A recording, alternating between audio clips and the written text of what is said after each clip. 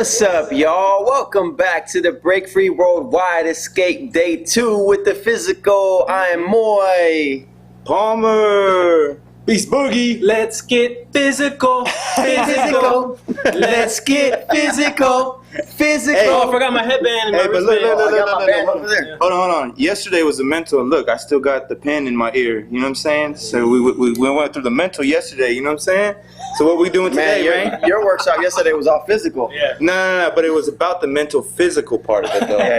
Exactly. Well, we getting really physical today. Yeah, That's right. Dope. It's gonna be really dope. So we hope that everybody that tuned in yesterday is back with us today for day 2 of our workshop series. We're excited about what's going to happen today. So remember, keep sharing the links. Tell people what's going on with Break Free and this Worldwide Escape Workshop Series. It's going to go down. I'm going to be starting off today's programming, followed by who's next?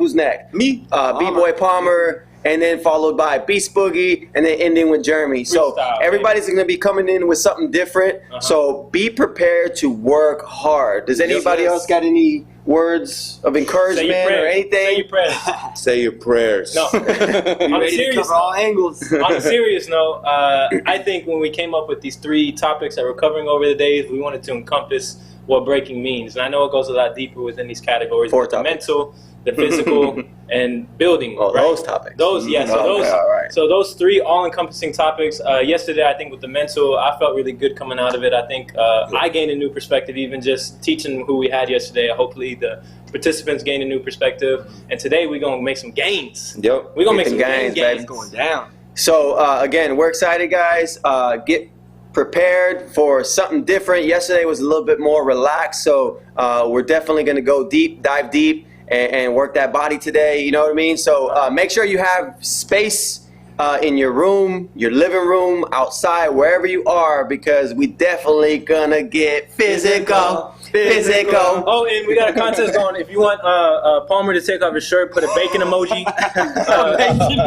If we get 100 bacon emojis, then Palmer will instruct his class with his shirt off. So drop those bacon emojis and I'll be hooded up, everybody. Let's get it. Yes. I'm coming up next. Get ready. Let's go. Let's get physical.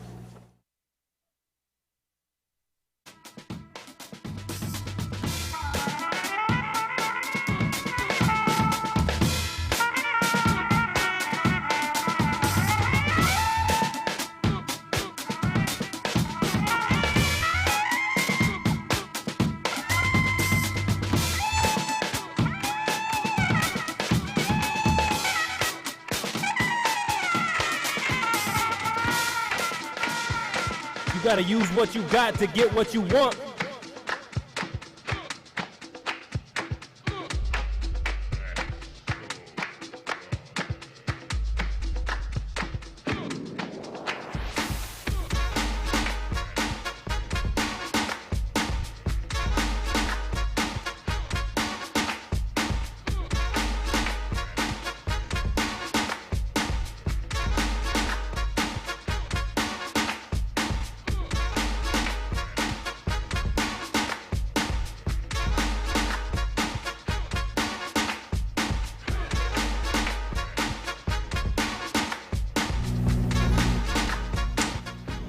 What's up, y'all? Welcome back. Here we go. Day 2 with the physical. My name is B-Boy Moy, and I'm excited to be able to go over some training methods with you guys. Something that I really devote my time to a lot. Not because I'm trying to, become this world class or one of the best B-Boy competitors on the planet, but it gives me something inspiring and motivating to start my day. So this is something that I've been doing for years, and no matter how much you train or how much you try to develop new ways to create and generate longevity for your dance, you're still going to get tired. You're still going to feel certain things. You're still going to get injured. It's part of the game. But definitely when you strengthen the body and the mind, you're definitely going to find yourself getting less injured, and you're going to be less likely to be able to finish what you started. And so you want to be able to finish what you started. So implementing new training methods is going to push the edge forward. It's going to give you the edge on your opponents. It's going to give you the edge in life because you're starting off with positivity.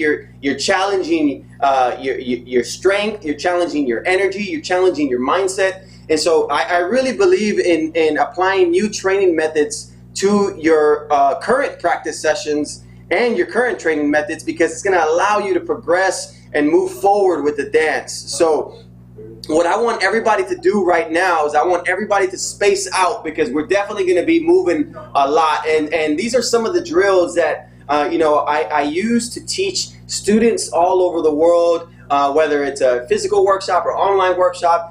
This is something that has helped me and has really inspired me to take a different approach when it comes to training or practicing, because practice makes you good, but training makes you last. I've been doing this for 25 years, and if it wasn't for let's just say the past 7-8 years of really implementing some type of like breaking fitness element to what I do, then I really think that I'd be struggling in certain areas. And so again, we're human beings. We're not always going to perform at our very best, but this at least sets you on the path to becoming a better person, athlete, artist, and all of the above. So it's not just covering one thing, even though we are targeting kind of the fitness side and the athletic side of breaking, but at the same time, it does set you on a path mentally to prepare you for the things that lie ahead, which is those challenges, those roadblocks, those obstacles. So really get ready to have your mind challenged, because there's going to be some moments where in your mind you're going to be telling yourself, I need to stop, but I really want to challenge you to just keep pushing forward and doing as much as you can. Now, with that being said, I don't want anybody to get injured, all right? And I'm not going to say I'm here to kill you, but at the same time, you do want to be able to listen to your body and trust what your mind is telling you and what your gut is telling you, because if you need to take a break, that's really, really important. Trust your body and just kind of follow that spirit. So let's everybody kind of back up. We're going to do a warm-up round with just 1 minute top rock. So I'm going to get MVP to play music, and this is just freestyle top rock, right? So this is the way you dance, the only way you know how to get down. I'm not here to teach you dance moves. I'm here to give you ideas, concepts, and methods on how to approach training with a different strategy. So MVP, give me some music. And we're going to be getting down for 1 minute, y'all. 1 minute, just warming up the legs, warming up the blood and the body, so we can get moving with this first part of this programming, y'all. All right? So check it out. MVP, music, please. So on my count, 1 minute top rock. Here we go. Turn it up. 5, 6, 5, 6, 7, 8. Let's go. 1 minute starts now.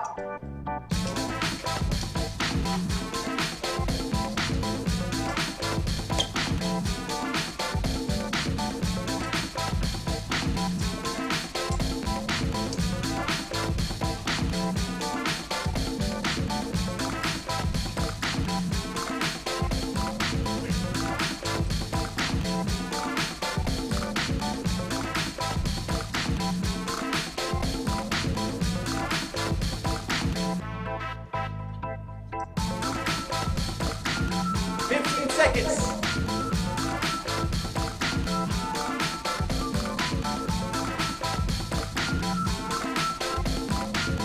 5, 4, 3, 2, rest. All right, cool. So right now, you should kind of feel like you're breathing heavy, you're warming up, you're starting cold, right? So this is how you warm up the body.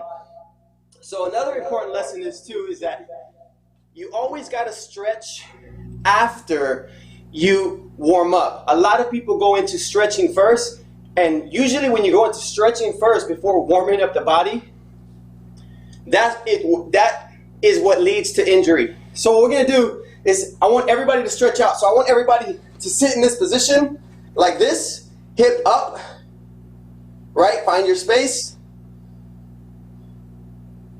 Good job. And then you're going to kick one leg out like this, and then you're going to go up, back down, leg up, come around. That's 1. So we're going to do this 10 times. So we're going to go 5, 6, 7, 8, out, up, down, out, up, 1. Keep going. Up, down, leg out, up, 2. Stretch them out. Fully extend the legs. Warm up the legs. That's 3. Every 2 is 1. Come back down. Fully stretch. 4. Stretch the hip. Good. Stretch the leg. Hip. 5. Repeat. Keep moving. Good job. Stretch the hip. 6. Go up. Down. Leg out. Hip. 7. Leg up. Stretch the hip. Down. Here we go. 8. Stretch. Good. Boom. 9. Keep it moving. Good. Stretch. And 10. So, even that stretch, you're still going to be somewhat breathing heavy because you're moving and you're stretching at the same time. If you're not familiar with stretching, stretching and moving together is called dynamic stretching. Every time we stretch just like this, right? This is what you're used to seeing a lot. This is called static stretching. So static stretching is good after you've completely moved around, got the blood going, got the body moving. But you never want to go static before you actually do something really, really physical, because that is going to direct you to injury, and you want to be able to warm up the body before you actually start to stretch like that. So, all right, so the next thing is one of my favorite workouts. I'm going to be breathing a little bit heavier than you guys because I got a 12-pound vest on. We talked about it yesterday, and this adds a ton of weight to all the movement that I'm doing. But this next exercise is one of my favorites. It's called a 10-10-10 drill. I've posted a lot on my Instagram. I've posted a lot on my YouTube channels. And this is really, really important because in breaking, B-boys and B-girls do an average of 30-second rounds. So it's a good way to train at a level where B-boys and B-girls can implement a complete round of dancing, which is top rock, your footwork, and something dynamic, right? Something dynamic, I feel like it has to be included with what you do, because if not, you're just gonna be doing basics. And basics are good, you need them, that's your foundation. But at the same time, as you progress and you start to learn more about the dance, you need to include some dynamics, right? So this 10-10-10 drill is gonna start up top. So nobody do nothing yet, just kind of follow what I'm saying. We do 10 seconds of top rock, right? And then you'll hear me say 3, 2, 1, and then you spin down, and then you do 10 seconds of footwork, freestyle, right? And then 3, 2, 1, and then we're gonna do the dynamic element, which we're gonna do something that everybody can do. We're gonna do 10 seconds of push-ups. So 10 seconds of push-ups. Not 10 push-ups, 10 seconds of push-ups. My challenge to you guys is to be able to move like you really want to move. Now that means I don't want you guys to kind of like look lazy. I really want you to be like freestyling. So take what you already know, but go full out. That's really, really important, right? You don't ever want to do anything halfway, because that's not going to get you anywhere. You always got to go full out. No matter if you're tired, you're not feeling well, you guys got to understand, when we join something, whether it's a class, a cypher, a performance, a competition, we don't always get what we want. The floor might be bad, the judges might be bad, the DJ might be bad, but you still are there for your job, and you signed up for it, you got to go all out, and you got to learn how to do these things no matter what. So you have to learn how to teach yourself mentally to go from 0 to 100 real quick. And the way to do that is to be able to train up so you're comfortable leading up into these positions, right? So 10-10-10, 10-second top rock, 10-second footwork, 10-second push-ups. We're gonna do 3 rounds of this, guys. So it's gonna be tiring. There's gonna be about a 30-second to 1 minute break. I'm gonna watch you guys. 30-second to 1 minute break. So I see where exactly we are and how you guys are feeling this, all right? That's really, really important. So the first round, I'm gonna try to do it with you. I'm gonna try to watch it. The other 2 rounds, I'm really gonna just go up close to you guys so I can see who's doing this and who's doing it full out. So MVP, let's get some music. So I'm definitely gonna be a little out of breath after doing this session with this vest on. So let me get some music, MVP. So everybody space out. 10-second top rock, 10-second footwork, 10-second push-ups. All together, me and all of you. Here we go. All right, here we go, y'all. On my count. 5, 6, 5, 6, 7, let's go. 10, 9, 8, 7, 6, 5, 4, 3, 2, 1, 10, 9, 8, 7, 6, 5, 4, B-boys, B-girls 3, worldwide. 2, We have soul 1, power. And when 10, we break, we have 9, solidarity, 8, style, 7, flavor, finesse. 6, Let's 5, break free. 4, 3, 2, 1. Yeah. That's just 1 round. So if you think about it, you done a complete round of top rock, footwork, and something dynamic. Now remember, all my workouts that I'm teaching you guys can be modified to fit what is best for you. For example, if you think this is too easy, do 10-second top rock, 10-second footwork, 10-second flares. Maybe you do flares for 10 seconds. Or you do stack freezes, changing your freezes for 10 seconds. But this puts you on a path to be able to be complete using dancing elements and dynamic elements. And it sets you on a path to learn how to do just enough in your rounds. Some b-boys go too short. I feel like some b-boys go too long. But at least you're training on average of 30 seconds, which I think is pretty reasonable. So it really puts you on a path to really understand that. So I'm going to give you guys 15 more seconds, and then we're going to go for round 2 of this 10-10-10 drill. All right, so back up.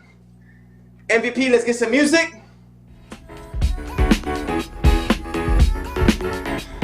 Fresh. So remember, I'm going to watch you guys on this one. All right, so I'm going to come up really close. All right, here we go. Get ready. Here we go. 5, 6, 5, 6, 7, let's go. Top rock. 10, 9, 8, 7, 6, 5, 4, 3, 2, footwork. Come on, let's go.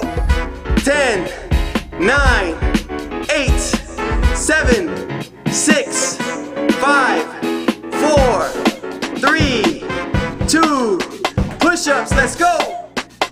10, 9, 8, 7, 6, 5, 4, 3, 2.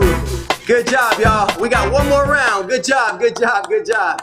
So, I'm watching you guys and I'm seeing you guys go full out. I love it. This is the way you need to train. I promise you, if you implement this into your practice, you're going to see a huge change in the way you feel. And remember, breaking is about feeling. If you feel confident, no matter if you're having your best day or your worst day, if you're just confident about how you look, what you know you can do, you're going to go out there and do your best. And you're not going to feel bad if you don't feel like you executed what you want to execute, but at least your confidence led you on the path of like saying, you know what, I'm going to go out there and kill it. And that's all that matters. You know what? Because when we live in people's expectations, we're not ever going to accomplish that. But at least for yourself, you accomplish your feeling, which is feeling good about what you're able to do. And that's really, really important in training methods, right? remember, this drill can be changed, right? It can be modified to however you want. Even if you want to go and just work freezes and you want to isolate freezes and step away from the dancing, you could do 10 seconds of handstands, 10 seconds of elbow freezes, and then 10 seconds of stab freezes. You can really change this concept and make it your own, which is the beauty about breaking overall, is that you can take foundational concepts or steps or moves and really flip it and then innovate, right? And that's what I did with these training methods, is that I saw something I liked and where I know that it can be helpful to me later on. So I took what I was comfortable with and made it to where everybody can use it, because I think the more B-boys and B-girls that we see using this, we're definitely going to see more high-level breaking and more high-level athleticism, which is great for competition breaking and good for the ciphers, because it really allows for people to keep going and keep going and keep the energy up. So we're going to do this last round. So everybody back up, find your space. I'm going to be watching you guys once again. MVP, can I get some music? So this is round 3 now of the 10-10-10 drill. 10-second top rock, 10-second footwork, 10-second push-up. All right, here we go, y'all. 5, 6, 5, 6, 7, let's go. Come on. 10, 9, 8, 7, 6, 5, 4, 3, 2, footwork, come on. 10, 9, 8, 7, 6, 5, 4, 3, 2, push-ups, come on. 10, 9, 8, 7, 6, 5, 4, 3, 2. Everybody rest. Good job, good job. How's everybody feeling? Let me see. Everybody give me a thumbs up. Y'all feeling good? Give me a thumbs up. All right, awesome. So that was my 10-10-10 drill, right? It's something that I use a lot, and it's actually my go-to drill. I love this drill because it really allows me to train my stamina, focus on my strength, and really combining those elements together, right? The conditioning element of cardio, which is your top rock and your footwork, and then the strength component, which is the push-up, right? Something that a lot of people don't understand, that, you know, cardio plus strength equals endurance or your stamina. So you got to be able to train both to be able to get to the level that you want to get to in terms of endurance. So if you're just training your cardio, that's good, but you're going to lack strength. If you're just training your strength, then you're going to lack cardio. But if you apply both together and you find ways to do it, then you're really going to set yourself on a path to really get to where you want to be. So that's really, really important, guys. So the next drill that we're going to do is we're going to focus on strength only, okay? Strength only. So this is another one of my favorite drills, and you've probably seen me do this a million times, but you can get really, really crazy with this drill, right? So we're gonna take stab freezes, right? Every B-boy and B-girl, I feel like, transition or go into more dynamic movements from stab freezes. So I really wanted to focus on developing my strength there, because a lot of our moves and directional changes come from this position. So what we're gonna do is, you're gonna make sure that your feet are straight together like this, right? But you hit the stab freeze like this, right? And then you're gonna switch, and then switch, and then switch. So every 2 is 1. For example, if I do 5, it looks like this. 1, 2, 3, 4, 5, right? So every 2 of those is 1. And this really helps you, because when we're doing a lot of crazy moves from this position, you need to explode. And if you don't have that strength, then you're gonna lack that strength in those areas, and it's really gonna show in the dance. So the only way to train it is to isolate it, get away from what you're doing, and really focus on that move or that strength training exercise to be able to take you to the next step. So I really like to do this a lot. A lot of people don't like to isolate moves, but it's important to isolate moves because it allows you to just hyper focus. Means you give this all the attention and nothing else gets it. But at least this will set you on a path, once again, to make sure that you're able to accomplish what you want to accomplish. So everybody find your space, stretch out. I want everybody to get in this position just like this. Everybody together right now, right? Everybody should be in this position. We're gonna do 10 to start. We're gonna do 3 rounds of this, right? So we're gonna go 1, 2, 3, 4, 5, 6, 7, 8, 9, 10. That's gonna be your warm-up round, and then we're gonna do 2 rounds that I will add something to follow the stat freeze, right? So everybody, MVP, can I get some music? Yeah. Okay, so here we go, guys. I'm gonna count us in from 5, and then we're gonna start hitting the stat freeze and switches. 5, 4, 3, 2, let's go. 1, 2, 3, 4, 5, 6, 7, 8, 9, 10. Good job, y'all. Good job. Finish it up. Finish it up. There we go. So when I'm showing you guys, it may not seem like much, right? It may not seem like much, but when you're actually doing it, you're like, okay, dang, this is hard. This is crazy. Because some of us can be really good at stacking and doing freezes and being able to transition. But when you isolate the move, you actually really test the move and you test your strength abilities. So this is a good way to test your strength and find out exactly where you're at. So it's gonna get harder right here. What we're gonna do now is we're gonna take the same concept, right? You're gonna do 10 stab switches, right? Every 2 is 1, and then you're gonna follow it by 10 push-ups. So for example, I'm gonna do it first, right? And then I want you guys to do it. So for example, it's gonna look like this, right? 1, 2, 3, 4, 5, 6, 7, 8, 9, 10. 1, 2, 3, 4, 5, 6, 7, 8, 9, 10. So by the time you hit 7 to 10 push-ups, your arms are gonna feel like noodles. So it's gonna be tough, but I want you guys to fight through it. You guys ready? Yes? Ready? Thumbs up, thumbs up. All right, perfect. That's what I wanna see. So MVP, can I get some music? Okay, everybody space out. Remember, 10-second stab switches into 10-second push-ups. Here we go. 5, 4, 3, 2, let's go. Let's go.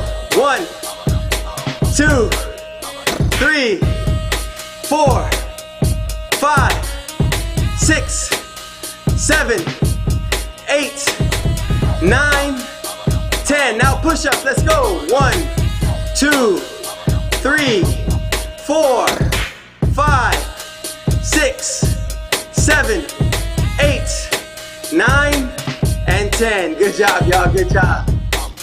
Woo-wee! I see you guys. I see you guys. You feel that? You feel it in your arms? If you feel it in your arms, give me a thumbs up. Everybody, give me a thumbs up if you feel it in your arms.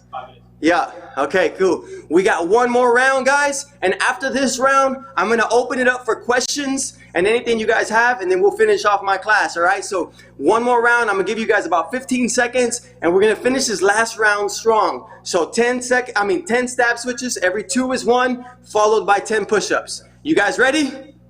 All right, 10 seconds, here we go. Get ready, space out. Here we go, MVP, get the music. All right, guys, together as a team, 5, 4, 3, 2, let's go. 1, 2, 3, 4, 5, 6, 7, 8, 9, and 10. Push-ups. 1, 2, 3, 4, 5, 6, 7, 8, 9, 10. Yes. I know that stuff. This is tough. It's tough. And so this is a different way to train, guys. This is just a different way. I'm not saying it's the right way or the best way, but really it challenges you to do something different. A lot of times we get stuck in these places where we feel like we can't do something different. So if you could find something that benefits you both ways, to still love the dance and then to still train the body and then train the mind, please do it. you got to go all in, because this is really going to set you up again for a lane of success in what you want to do. But you have to challenge yourself. Remember, without challenge, there's no change. And so you won't experience change without going through the challenges. So that's really, really important for you guys to understand. So right now what I'm going to do is, if you have a question, just raise your hand. I'm going to pick on you, and then we can talk and exchange dialogue, and just see how you guys felt through this process. So any questions, raise your hand. Okay, let's go to Jonathan. So Jonathan, make sure your mic is on, and then we'll exchange back and forth. Let me get my drink real quick. All right, pull up Jonathan. What's up, boss? How you feeling? Can we get your mic on? Can you test it? Test your speaker and your mic, make sure it's on. Yeah, it's on. Can you hear me? I still can't hear you. I see you. All right, let's go. Can you hear me now? There we go. All right, so the question is there a reason why you do it with the push-up plank position for the jabs instead of a regular float switches? Good question. So the reason why I do that is because I know it's something that everybody can do. So if I'm teaching large groups or large classes, I really single it out to where it's something that everybody can do. You know, some of us might be stronger than the others, and we never want to feel anybody like exclude anybody from feeling like we're doing this together as a group. So you and I might be stronger than others, and sometimes if we challenge them with something they can't do, they may not want to be involved. And so it's for that reason. Again, I talk about modification, being able to take what I gave you and change it and make it your own. And that's what, you know, you can answer that own question by really implementing whatever you think is best for yourself. But the reason why I do it is because it's the easiest way to teach everybody across the board at the same time without anyone feeling left out. Any other questions? Well, thank you. Anybody else? Anybody got any questions? Raise your hand. Let's go to Eva. Eva's back once again. Let's bring Eva Bust a Move. All right. Let's get. Hey. Make sure the mic is on. Quick question. Am I muted? Is your mic on? Am I muted? Can you hear me? Okay, there we go. I can't hear you. There you go. You're good. You're good. Now you can hear me? Yes, perfect. That was awesome. I had been wanting to learn something that would make me feel dynamic in the warm-up prior to like starting to practice rounds. But my question is, do you have anything in regards to, will you be talking about joint mobility for ankles, knees, and hips when it comes to footwork? Sure. So honestly, that topic can go hours, and literally I have about 20-30 seconds left, but maybe we can connect on the side, reach out to us on our Instagram, on our YouTube channel, through email, Instagram, whatever it is, and I'll be able to help. But definitely I have so many different methods and exercises that really help with mobility, with strength, injury. I got so many that hopefully we'll be able to produce more content for you guys. But in the meantime, I wanted to showcase as much as I can with the little amount of time that I had to be able to get your guys' bodies going, blood flowing, but to also feel like it's a challenge, right? So if you take everything that I did, it was all basic moves, but I'm pretty sure it felt like you were doing a 45-minute to a 1-hour workout in such little time. And that's the goal, right? The goal is effective training, right? A lot of people talk about training, but it's not effective, right? So being able to use your time wisely, get as much as you can out of the time that you want to give it, right? You don't have to train 8 hours a day, 2 hours a day. Even if it's 15 minutes a day of proper training, it's definitely going to put you on a path for where you want to be. So that's really, really important to understand, is being able to differentiate regular training and effective training. So on to your question, I really believe that topic can go forever, but I do have lots of exercises and methods to be able to accomplish what you're looking for. It was awesome. Thank you so much for sharing that. This was all right, great. thank you, Eva. This was great. And Once again, thank you to everybody. Thank you to everybody that was tuning in and participating in my workshop.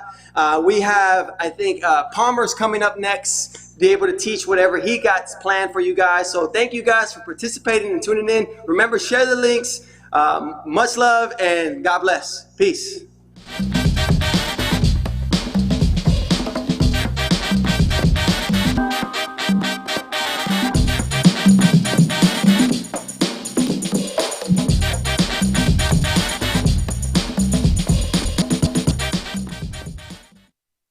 Wow, good morning. What a way to wake up, man. Thank you guys for joining us. If I could speak a little bit on what Moy went over, if you guys can go to YouTube after this workshop and look up Have a Choral Training.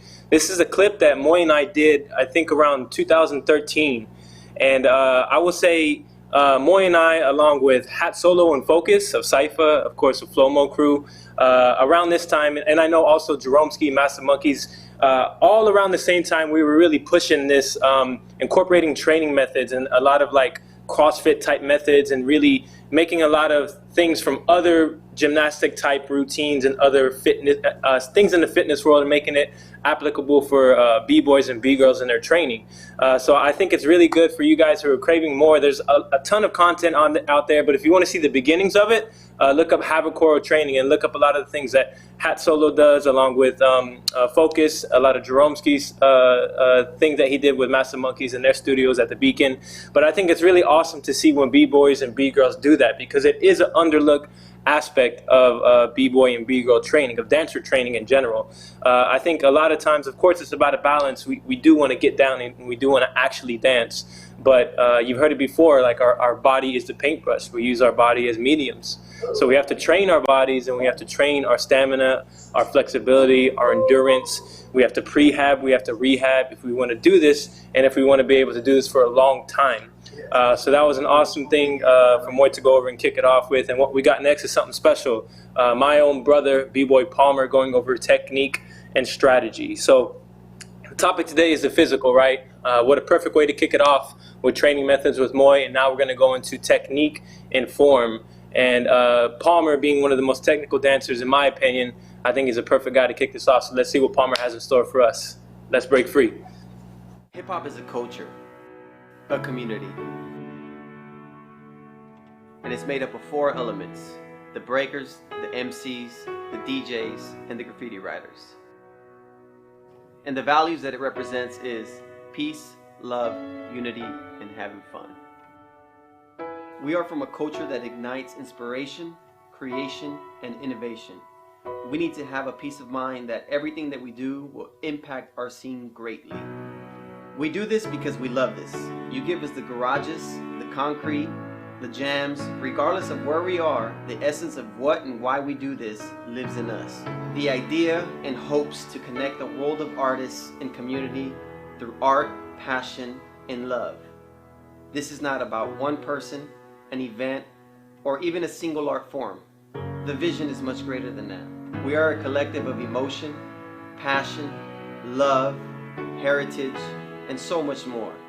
Together, we can create the unimaginable. We need to remember the true reason of all this. It's the idea of self-expression and exploration in our journeys. You know, the vibes, the dance, and the moments that make us smile or laugh. This is fun. Let's not forget that. We believe in empowering people to have access to valuable information and resources to break into the hip-hop community and guide their life's journey.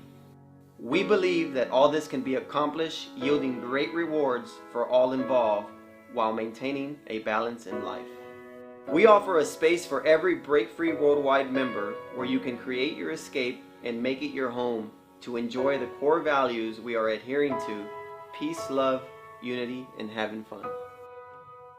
My name is Moy Rivas, the founder of Break Free Worldwide. Welcome to the Break Free Experience. All right. So it's that time, right? Guess who's back? Back again. It's that boy Palmer coming through, getting ready to teach his next series of the workshop on technique. So get ready. You got B-Boy Palmer. Let's go.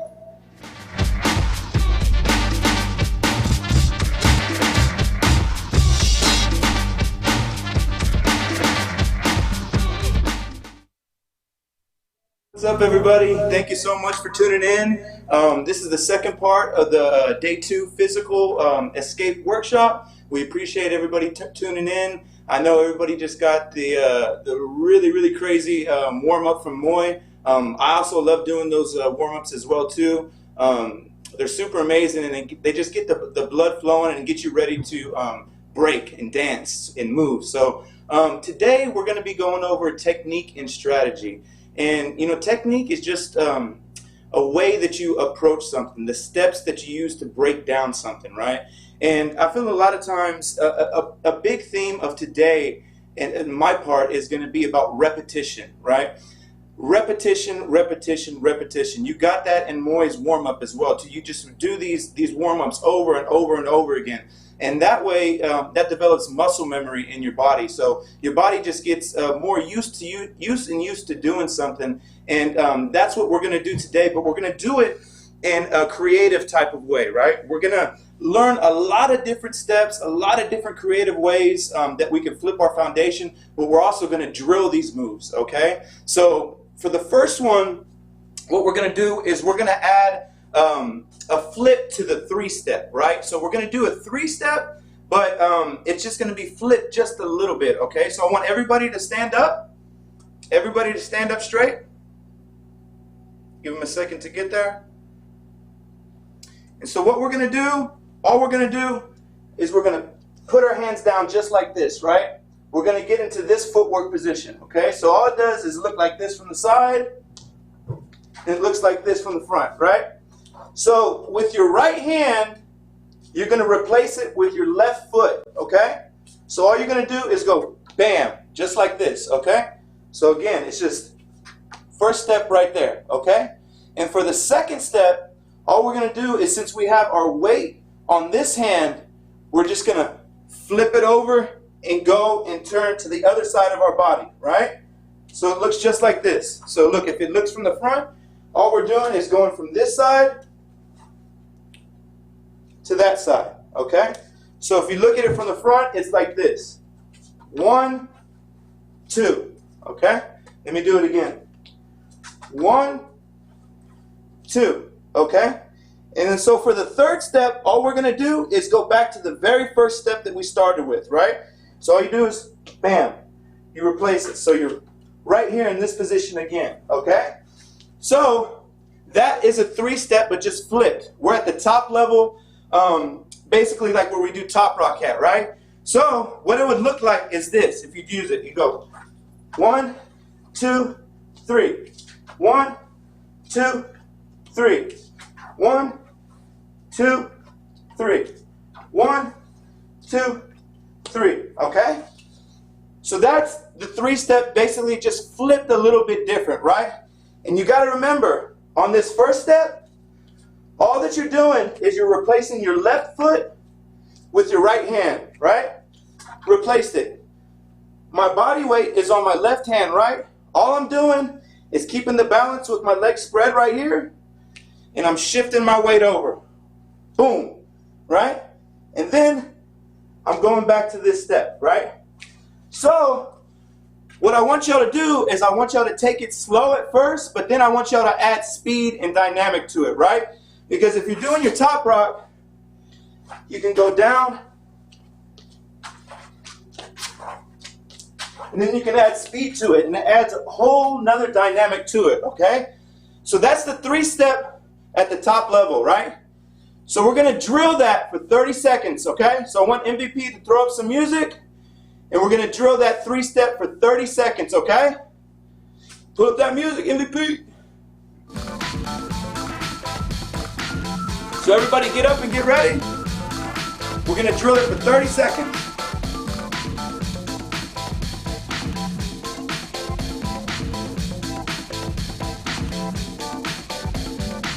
You got the music on? All right, let's go. 30 seconds, 30 seconds. Let's go.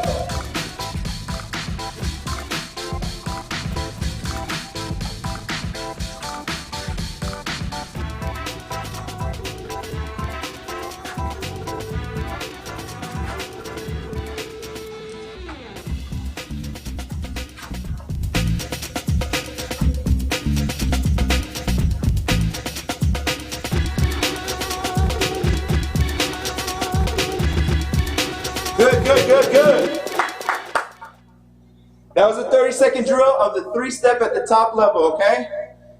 So, what I want you to remember too, if we just break it down one more time. This first step, replace your foot with where your right hand was at. Switch it over, back to first step. Boom, boom, boom, boom, boom, boom, okay? So that was the first one, okay? So for the second one, I want people to get into the home position, okay? So that would be right here, in your footwork position right here, okay? And what we're gonna do is this is gonna be based off of the switch and the hook, okay? So what we're gonna do, home position, we're gonna get our left hand and we're gonna put it down on the side, right? And all we're gonna do is a kick out, just like that, right? So a kick out kind of to the side, right? And then we're gonna crunch it into a hook, boom. So out, in, okay? Out, in, okay? So that's the first 2 steps, right?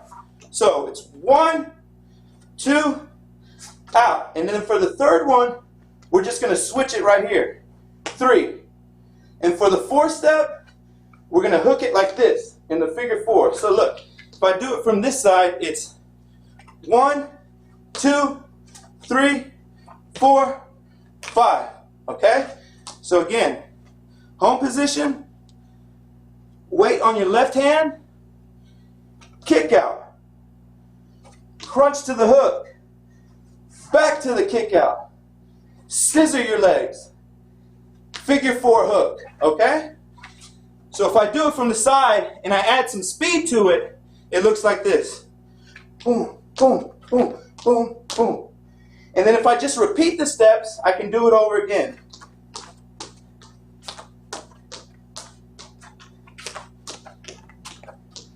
Okay? So we're going to do that for 30 seconds as well too, all right? So remember, first step, kick out, crunch, back out, scissor, figure 4, right? And then you just repeat those steps over again. Boom, boom, boom, okay? So 30-second drill, all right? Let's get that music up, MVP. My brothers, 30 seconds, let's go. it's all about the movement, my sisters. When you talk about the movement, you are talking about a movement that spreads far and wide. A movement that will dive deep into your soul and deep into your mind.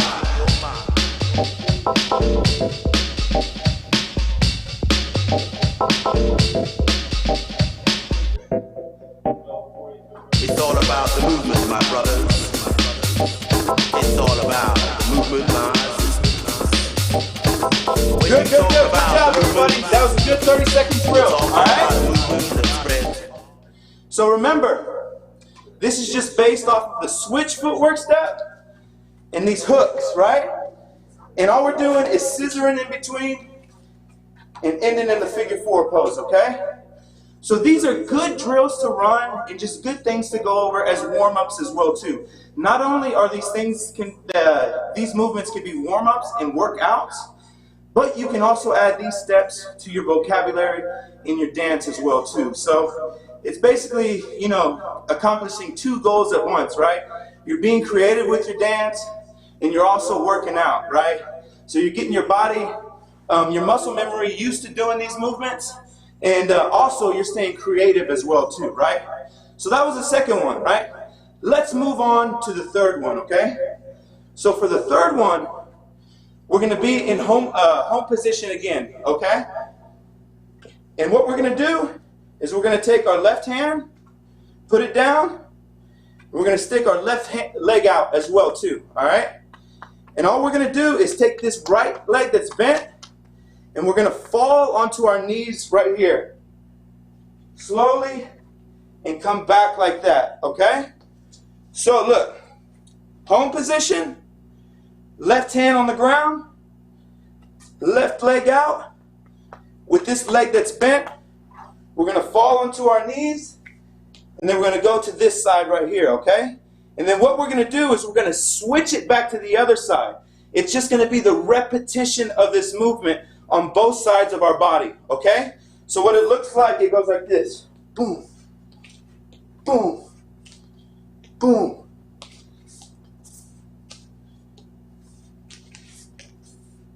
Then you add speed to it. You can add a bounce to it. You can add many, many things to it as well too. So let's review it one more time. Home position. Left hand up, left hand down to support your weight. Left leg out, right leg that's bent. You're going to fall onto this left knee first. You're going to bring this right knee around, fall onto both knees, kick up with this leg, in like that, okay? And then you're going to do the same thing on the other side. You're going to take this knee that's close to the ground, hit it, both knees, out, boom, bam, over, bam, over, bam, okay? So we're going to do that drill for 30 seconds as well too, okay? So let's get some music up, 30-second drill. Let's go!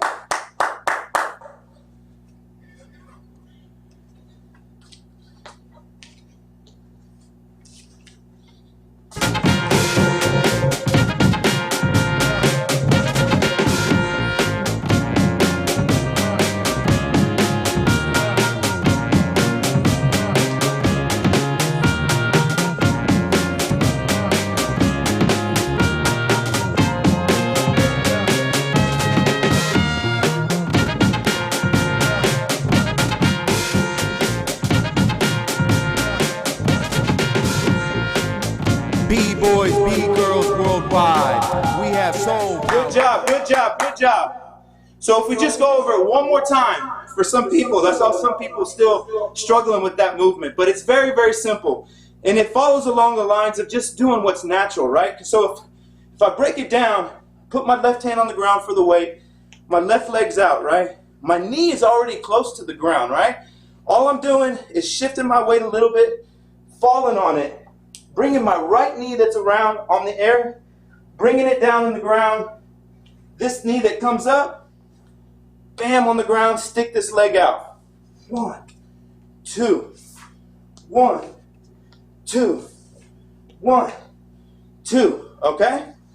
So now, let's see if we can add that last footwork step to that step, all right? And then we can drill that as well too. So let's combine this movement, 1, 2, 1, 2, with this one.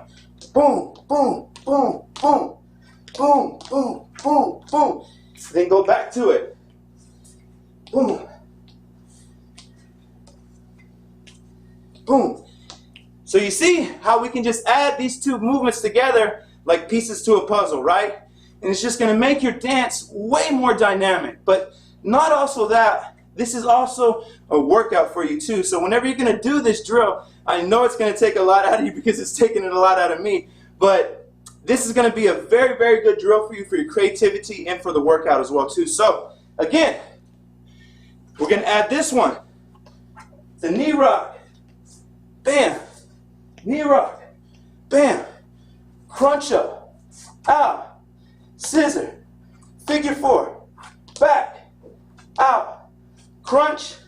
Knee. Boom. Okay? So let's add those two together. A 30-second drill. All right? Let's get it. Let's get that music on. Good job, guys. Y'all killing it.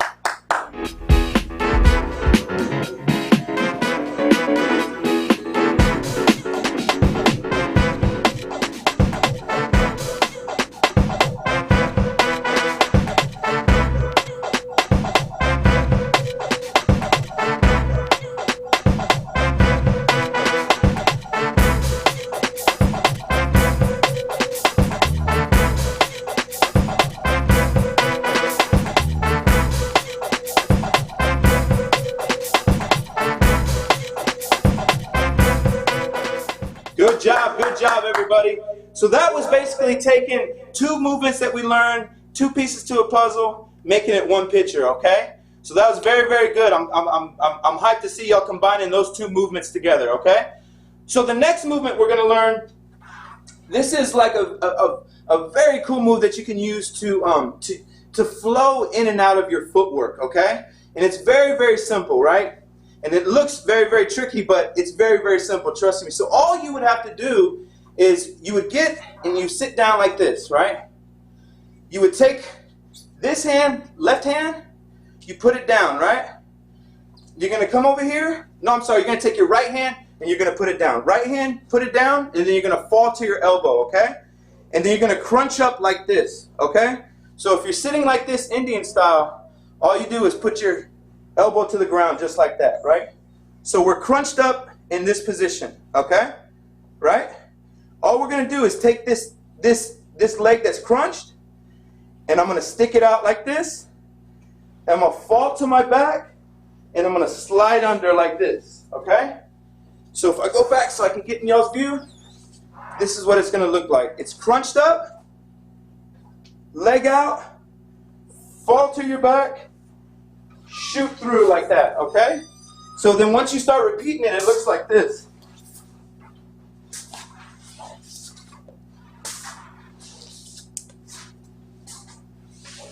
Okay, so again, you're crunched up right here, leg out, fall right to your back. This leg right here is going to shoot underneath right here, okay?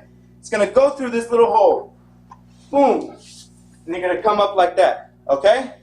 This one is a little bit tricky, but I think it's going to add to y'all's creativity, and it's going to give y'all some new ways to get out of your footwork. Because if you're doing footwork, you can just go down, come back up, go back to it. You can do things like that. So this movement is a very, very cool way to get in and out of your footwork, okay? And I know this one's going to be a little bit tricky. It might take some some practice to get used to, but let's just give it a try, okay? So remember, crunched up right here, leg out, slide through, okay? So again, crunch, out, slide through, okay? So let's get 30 seconds on the clock, put on some music, and we're gonna go through it. Let's get it.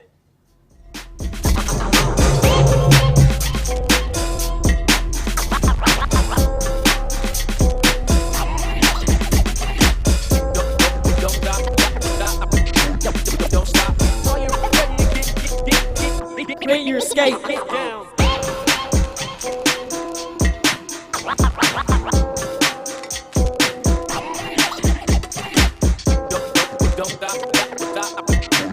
Don't stop.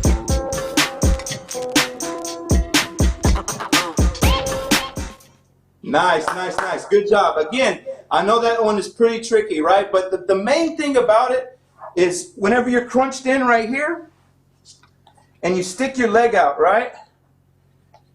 There's going to be a hole. Like if you see this hole right here in my leg, right there. And it's going to, when I fall to my back, I have this leg kind of up, right? And my leg shoots through while it stays on the ground. See, I'll go back. Leg just shoots through right there, okay?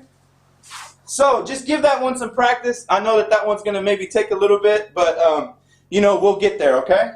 So the next one that we're going to use is we're going to use a backward CC. So CCs are basically like this, right? Foundational move. Everybody has seen it, right? CCs like that. So I had the idea of, okay, instead of shooting my leg out like this, what if I was able to go under right here, okay? So what I want everybody to do is just sit down flat, and we're going to practice the movement of it first, okay? So we're going to sit down just like this. We're going to take this leg, we're going to take our right hand, put it down, take our right leg and stick it straight out, okay? And then all we're going to do is take this leg and swipe it over, right? Just like that. 1, 2. 1, 2, right? So now, let's take this left hand and switch our body weight and switch it, okay? And then we're going to do the same thing on the other side. 1, 2, switch. 1, 2, switch. 1, 2, switch. 1, 2, switch. 1, 2, switch, okay? See, very, very simple movement, right? And you're sitting down for it, right? So this is getting you used to the movement, right? So it's 1, 2, switch. 1, 2, switch. 1, 2, switch, right? But if I get up in a footwork position, I can use this. So it's 1, 2, switch. Switch the body weight. 1, 2, switch. 1, 2, switch. 1, 2, switch. 1, 2, switch, right? That's the backward CC. You're using CC this way instead of going that way, right?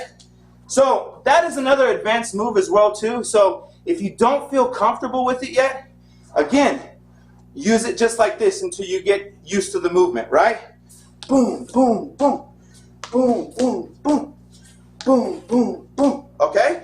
So let's do that drill for 30 seconds. Again, if you don't feel comfortable doing it in the footwork position, just sit down and do it, okay? So let's get some music up and let's get it. Good job.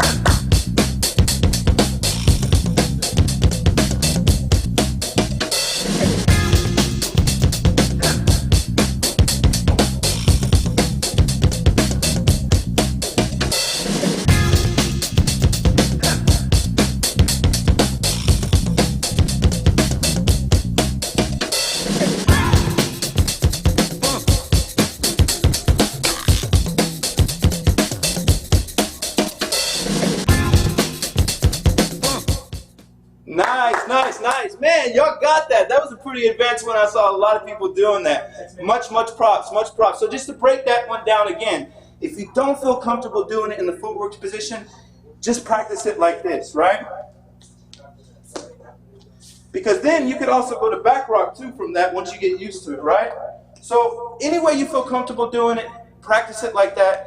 Get your body used to it. Not everybody's bodies are the same. Some people are a little bit older, some people are younger, some people are more flexible. So do what feels comfortable to you, but use these methods and drills as also a workout, but also a way to open your mind to creativity and as far as the approach that you come to this dance, okay? So the next one we're gonna use, it's gonna be a little bit of some knee rock, okay? So we're covering a lot of different subjects today, all right? So I want y'all to take these little movements and flip them and everything, okay? So what we're gonna do with this is we're gonna start in this position, the push-up position, right? And all we're gonna do is this hand that's on the ground, we're gonna take this left leg, swing it around, and come to your knees like this, all right? So all you do, bring this one around, replace it, take this knee, put it on the ground, this one, swing it under, all right? So once we get to this position, what we're gonna do is we're gonna take this right leg, and we're gonna swing it around and hook, all right? And then we're gonna bring it back, hook like that. Boom, 1, 2, 1, 2, 1, 2, okay? So if you look at it from behind, or from the side,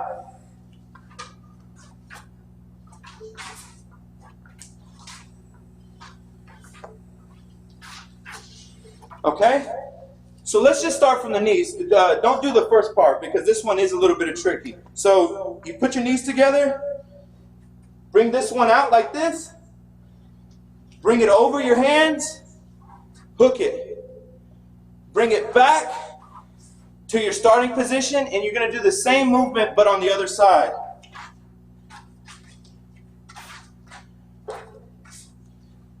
And if you notice, I'm doing this. I'm shifting my body weight a lot, right? Going back and forth.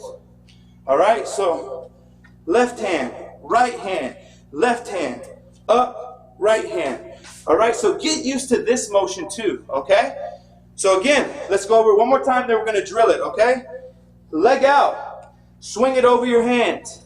Hook it. Bring it back to starting position. Shift your weight. Come back there.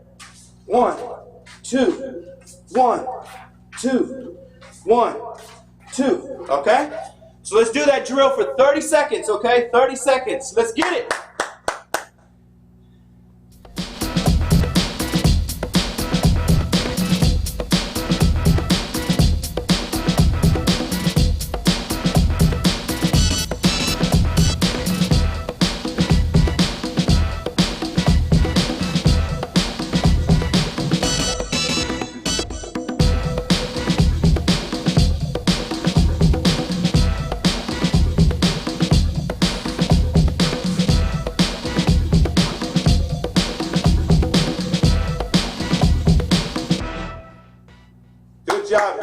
Good job.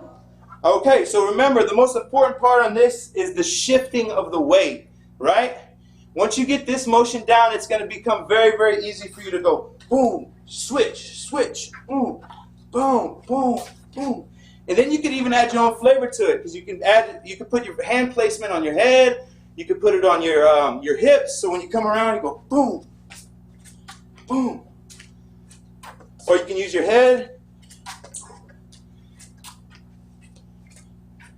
You just add your own flavor to it, okay? So for the last one we're gonna do, it's basically a two-step, right? But this movement is really more of a workout, and it's something that will allow you to get your flares better, okay?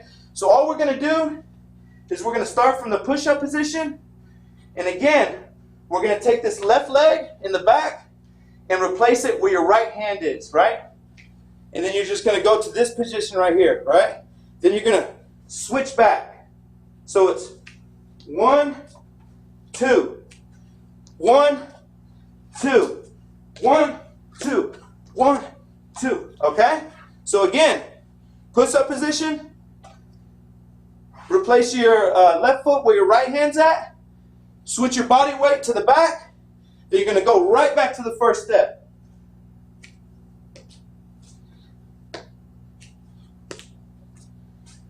Okay? So let's do that for 30 seconds. This is the last one, so let's go hard on this one. Let's get it!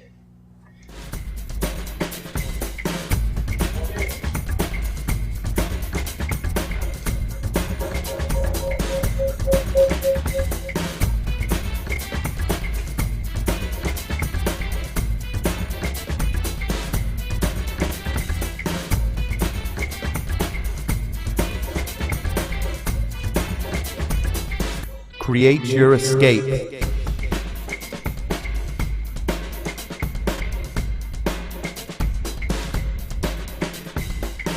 Good job, everybody. So, okay, that is the end of my physical part of this workshop.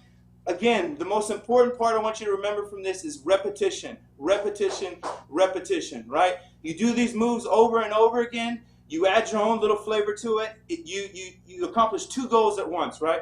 You're working out, you're getting your body used to this, you're getting muscle memory, and you're also being creative at the same time. So I really appreciate it.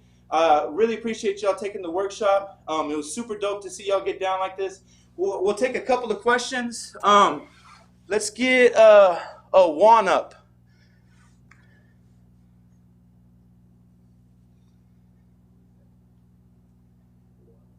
Yeah, let's get Juan up and we'll ask him a couple questions about the workshop. Hey, what's up, Juan? Me? Can you hear us, brother? Awesome. What's up, man? How you doing?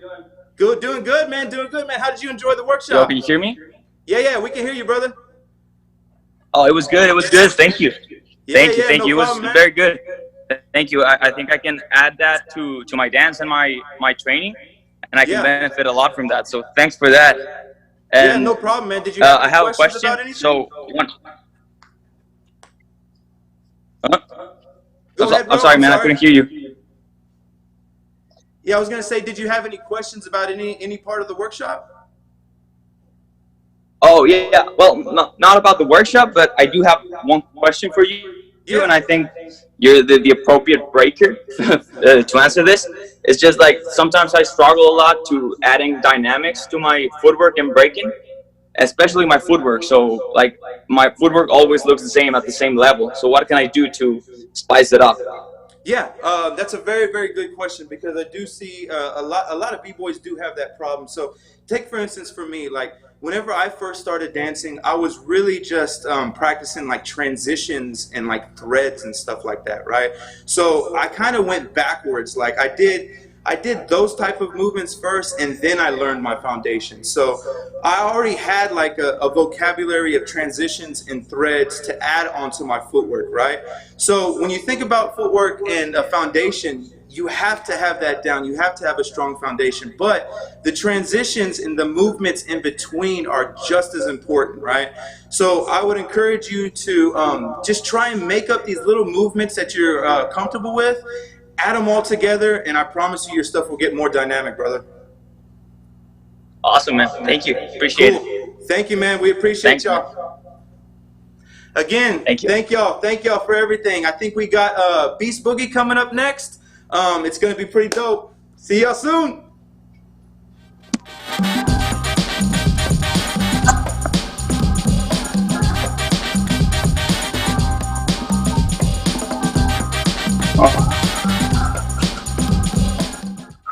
Give it up for Palmer, y'all. Coming through with technique and strategy, finding new ways to come up with new concepts on building in your footwork and spicing up the footwork a bit. And so, you know, he's definitely one of the most creative b-boys I know, and I definitely feel like Palmer is next level when it comes to footwork, conceptualizing and building and really developing new foundational steps with a lot of the movement that he brings to the table. So shout out to Palmer for coming through with that. We're going to take a short little break, and then we're going to come back with Beast Boogie, y'all. So check this out.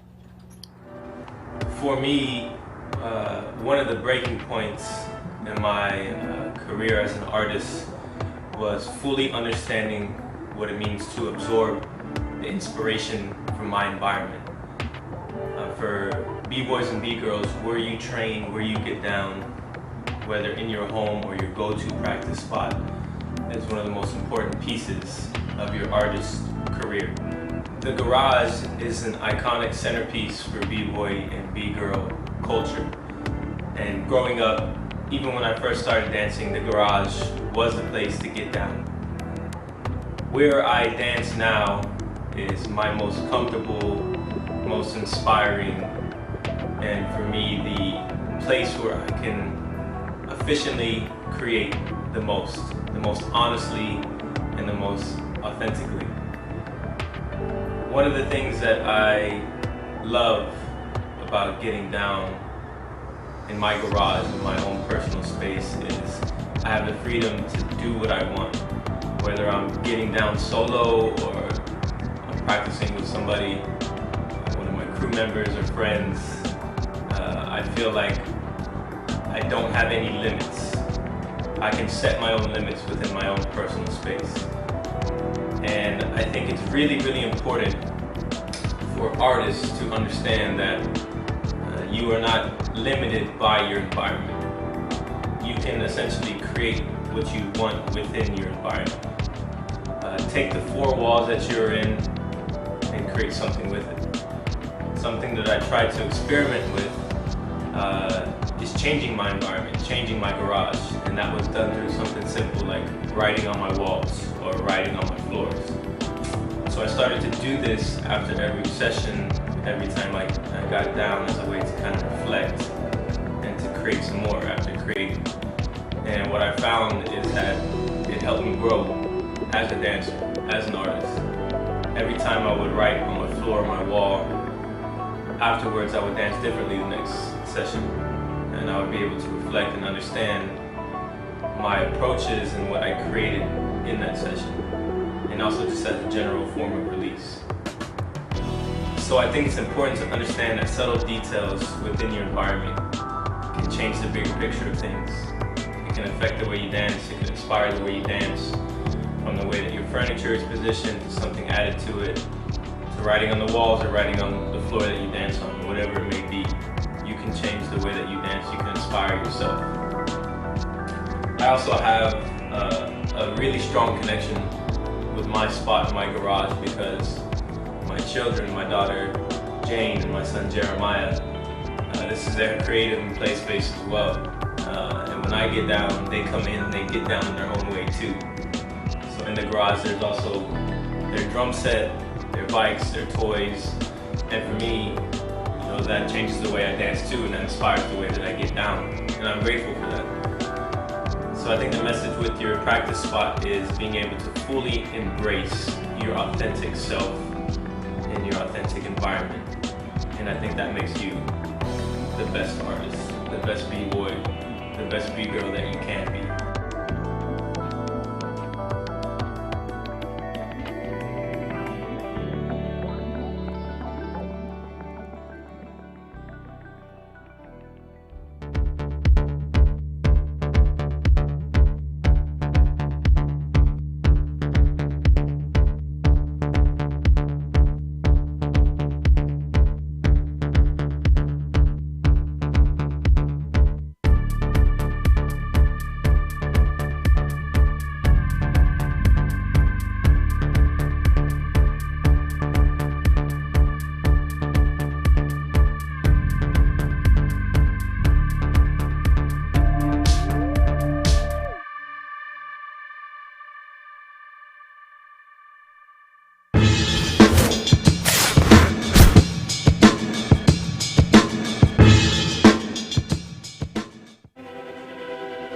I'm Rick Camargo, aka Ricochet. I started dancing in the summer of 1996, and I joined Havicoro in 1999, and I've had the opportunity to travel to over 20 countries outside of the US.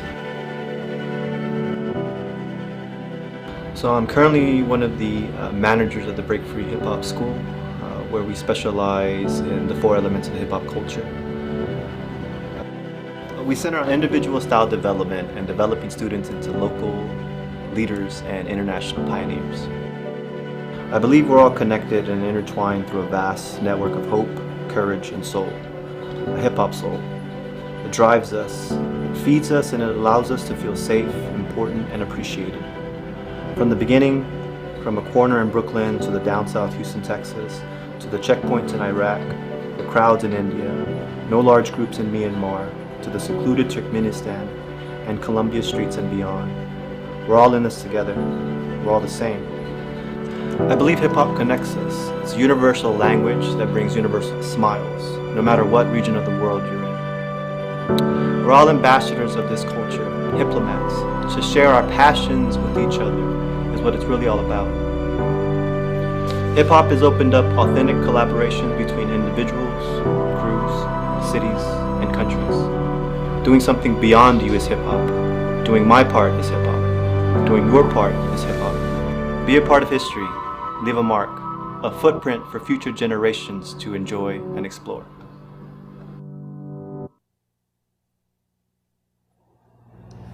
Welcome back, everybody. Hopefully everybody that is tuning in is enjoying those little segments of us promoting what we do as a community, as an organization.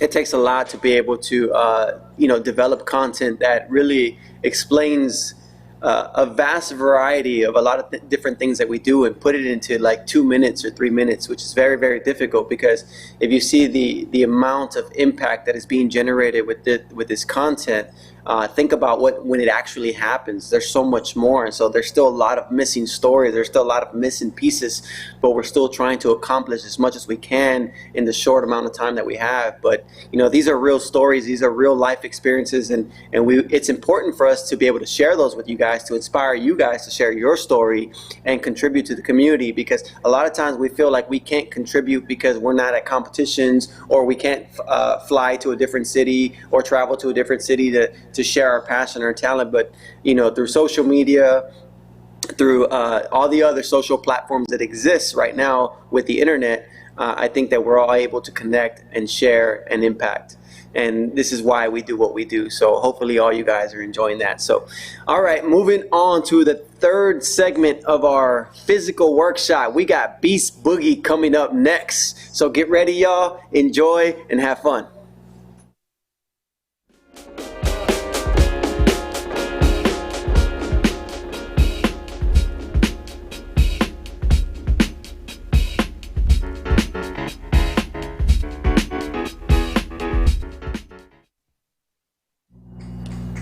What is up, everyone? It's your boy Beast Boogie, representing Havakura Crew, Break Free Worldwide.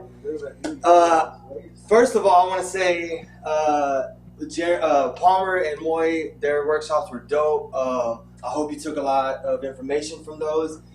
Moy going over technique, practice techniques. Moy going over technique, practice technique, originality, and teaching you different ways to develop your movements. And that's basically what I'm going to do as well, but I'm going to move into balance and control. So what we're going to work on today is going to help you with your freezes, with your power moves, and with your just body control overall. So we're going to start off with some warm-ups that I did one yesterday, so we're going to go ahead and do that one, but we're going to do it a little bit extended. So I'm going to take you through some warm-ups, and then we're going to go through a few techniques that are really going to help you develop your power moves. So your swipes, your windmills, your flares, your 90s, it all ties in with the techniques I'm going to teach you. And remember, please be open-minded. Everybody has different techniques. Everybody has different ways of doing things. This might work for you, it might not. But I just want to share with you the way that I develop some of these things. So the first thing we're going to do is handstand. So a simple handstand, just the way that you want to start it is you always want to have your hands spread, so you never want to have them closed. So you never want to do this, you never want to do this, you never want to do any of this. You just want to have them open, right? Shoulder length apart. So you want to put your thumbs right next to your hips and then just go straight up. That's it. So hands open, arms straight up. So 3 different levels. We went through this yesterday: beginner, intermediate, and advanced. And so we're going to do a 1-minute warm-up. If you're a beginner, I just want you to try to go into a handstand. Just push up off of 1 foot. You put 2 hands down, get 1 foot on the ground, and you just push up. Boom. All right? If you already have a handstand and you already know you got it, you can get up. We want to try to balance. So this, you want to go up and you want to hold it. So you want to go up, try to hold without moving. All right? This is balance, this is control. You can, if you walk around in your handstands, if you do a bunch of freezes and movements, that's fine, but I do believe that balance and control, where like you can hold it and not move any body part, is the ultimate control of your body. So, and then if you're in advanced, we're going to do the handstand tap. So we're going to go up and then tap, tap, tap, tap, tap. All right? So we're going to do that for 1 minute as a warm-up. So beginners, just try to get up into a handstand. Middle level, go into a handstand and hold the freeze. And then advanced level, let's do the shoulder tap. So we're going to do 1 minute. MVP is going to get that music going, get the clock up. Here we go. 1 minute, let me see. Nice. Make sure you control your legs. I see a lot of y'all bending your legs. That's good. But try to kick your legs up, put your feet together, straight up. Nice. I see some of y'all doing the handstand taps. That's good, that's good. 30 seconds, y'all. Remember, no need to rush. Take your time, breathe. When you're upside down, make sure you're breathing all the time. Any power move, anything you do upside down, make sure you breathe. Do not hold your breath. 15 seconds. Remember, fingers spread. Spread those hands all the way. 5, 4, 3, 2, 1. Nice. Good job, y'all. Good job, good job. So, I saw a lot of y'all with your legs. You can, obviously, when you want to practice freezes, you can move your legs in any position. But to practice at home, to get your balance, I would say kick those feet up and put your feet together. Boom. Okay? You want to try to get this and hold this for as long as you can. That's going to help you build your balance. And then you can start moving your legs. So, handstand. All right. Second warm-up is we're going to move into our elbows. So we do a lot of elbow freezes. We do a lot of different stacks with our elbows. So I wanted to do an elbow warm-up. So I'm going to show you, again, 3 ways. If you're a beginner, intermediate, or more advanced. So the beginner, this goes for anybody just trying to do an elbow freeze. You want to put your elbow on the ground and hand flat. So hand flat. So you don't want to do this. You don't want to ball up your fist. Again, everybody does it kind of different, but what I do is I put my hand down so I can control my movements with my hand. Remember, your hands have muscles, your fingers have muscles. Use those as well. Grip the floor. What I mean by that is like when you try to pick up a basketball with one hand or you pick up a football, you grip it. So you do the same thing with the floor. That's how you can control your movements. Elbow down. You want to make sure this part of your arm is straight. So you don't want to bend this way. You don't want to bend this way. You want to make sure this part is straight. So like an L. 1 foot up, and then you're just going to kick up. Hold. All right? That's so beginner level, you just want to try to kick up into the elbow freeze. If you're more advanced level, you want to go up and hold it. So again, go up, hold, freeze. All right? Now, if you're advanced and this is simple for you and you got a balance already and you think this is easy, I got another one for you. So what we're going to do is called elbow switches. And I actually learned this from Jeremy. So he taught this to me and I used it, and it actually helps me a lot with stacks, with freezes, and just with strength overall. So check this one out. So what you're going to do is you're going to put one elbow down, you're going to go up, then you're going to put your second elbow down and switch. Then back and forth, back and forth, back and forth, back and forth. Freeze. All right, so again, the 3 different levels, we're going to do that for a minute as a warm-up. You can do this as a workout if you turn it into 3 sets of a minute or 3 sets of 30 seconds. But right now, we're just going to do 1 set, 1 minute. MVP, let's get that music going. All right, here we go. 1 minute. Elbow taps, elbow freeze, elbow balance. Let's go.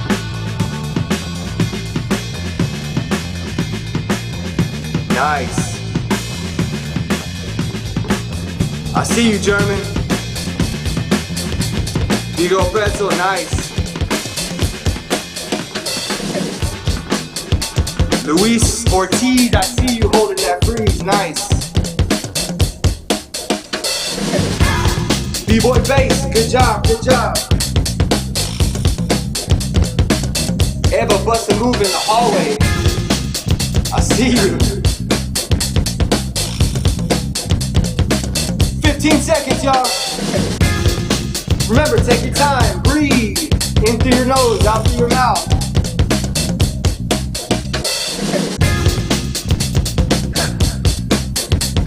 Five, 4, 3, 2, 1. Good job, y'all. Good job, good job.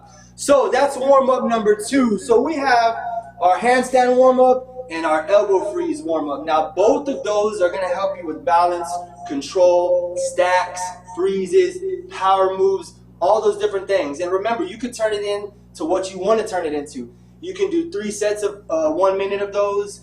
You can do 1 5-minute set. It's up to you.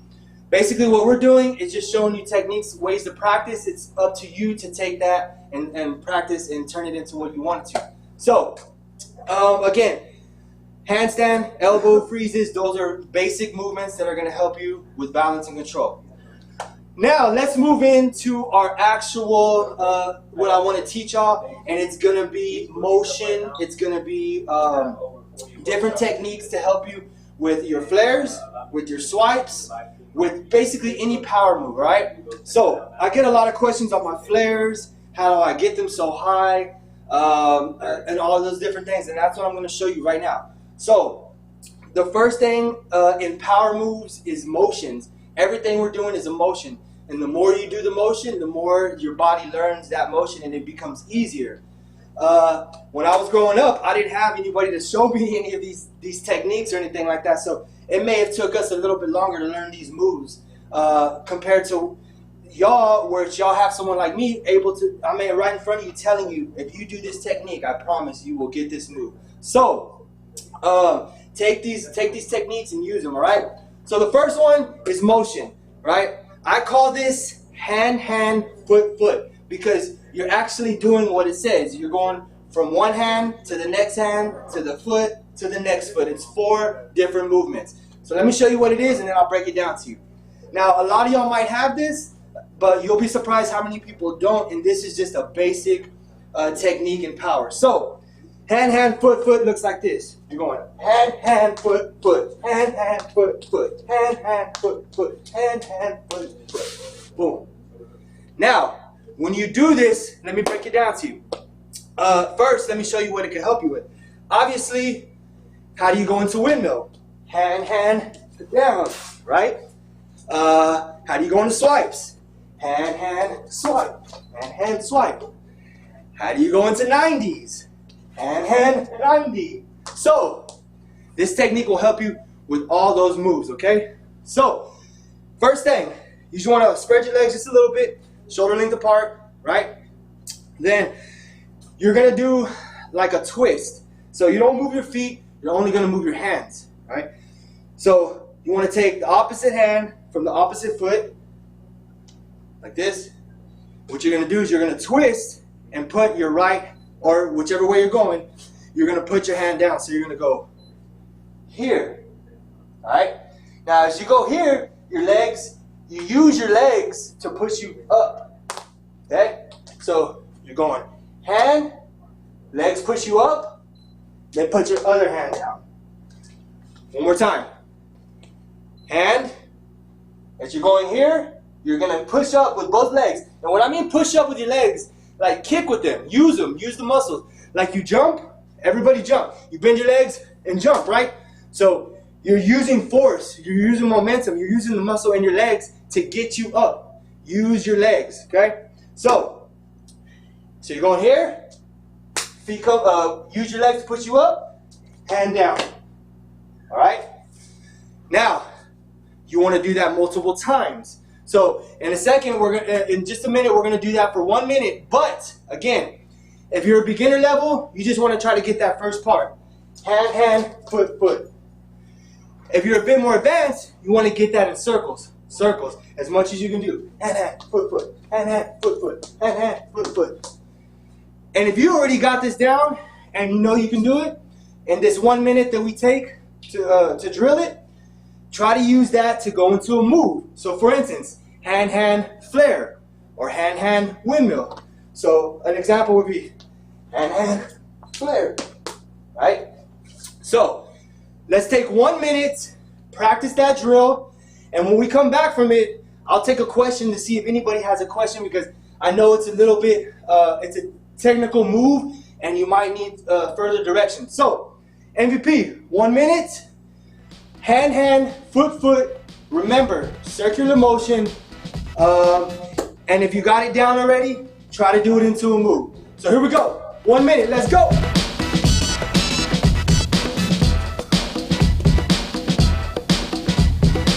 Nice, B-girl Mitch, she got that down for sure. German, I see you showing off. Nice. There you go, Astrid, just like that. 30 seconds. Nice, Luis Ortiz, I see you trying to transition to a power move, nice.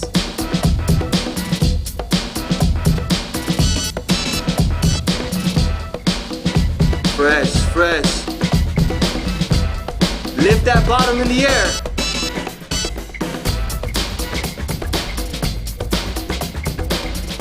Five seconds. 5, 4, 3, 2, 1. Good job, good job. Remember, y'all, when you're doing these, you don't have to try to do 100 of them. I'd rather you do 5 good ones than 100 bad ones. So remember, practice the technique of it. Don't just try to get through the movement, because the technique is what's really going to help you. So, and that's another thing with like power moves and stuff. The speed will come later. Get the move first, get it correctly, and get it to where it's easy for you, and then you can add speed and you can add different transitions to it. All right. So real quick, I want to take a question because I know sometimes when I teach this movement to people, they have a lot of questions. So if anybody has a question about what we just went over, raise your hand. We got who we got? Luis.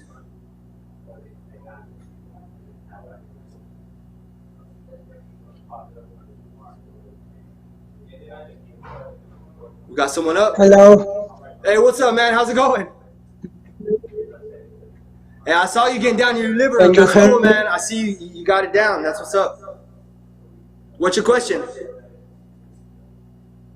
What is your first thing for make more this technique? More technique? Yes. Yeah. So you're asking me how, like, what I would do to make more techniques? No, for keep more this move. Yeah. So for the move, what exact move are you talking about? Just the one we were going over right now, the hand, foot. About this technique, for example. Yeah. Can you do that into a power move? Yeah. Yeah. So there's no real speed to it. There's different ways you can do it. Again, it's basically you taking this and using it how you want to. You can use it as a transition into moves. You can use it as a workout, or if you got this good already, it's something you can teach to other people. So again, this is how you create movements. This is how you create your own personal moves and style.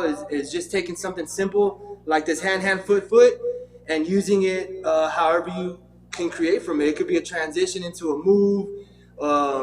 Again, it's just you could take the move as far as you want. So, but yeah, man, I saw you in the living room. That's what's up, man. Appreciate you.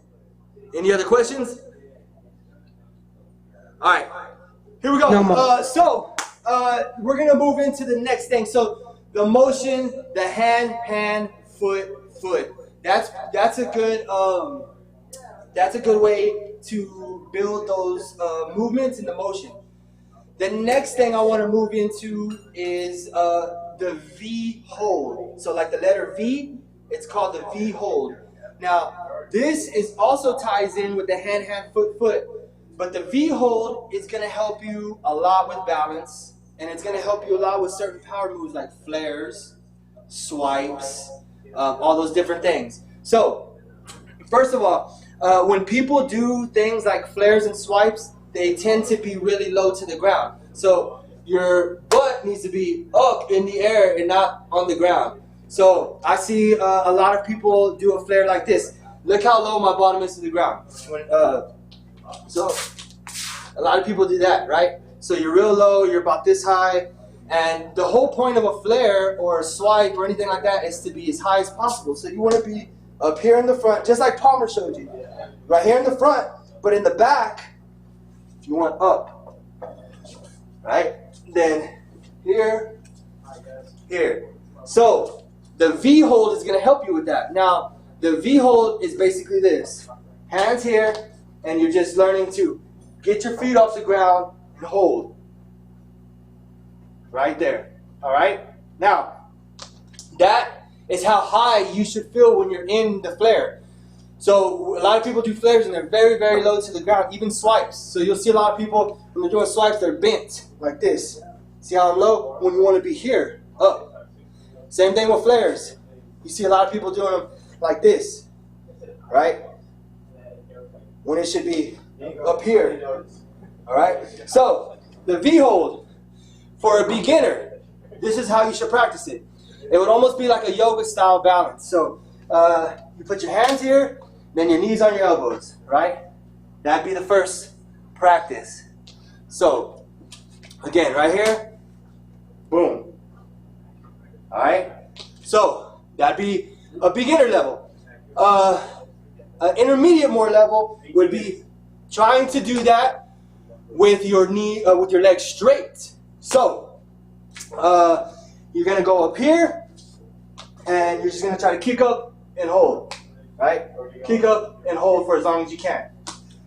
Now, if you got that down and you know you can hold it, then if this is simple for you, I want you to try to do one flare and then into that. So you go one flare and try to hold, okay? One flare, hold. Even if you drag, it doesn't matter. The whole point is to try to get to the movement, okay?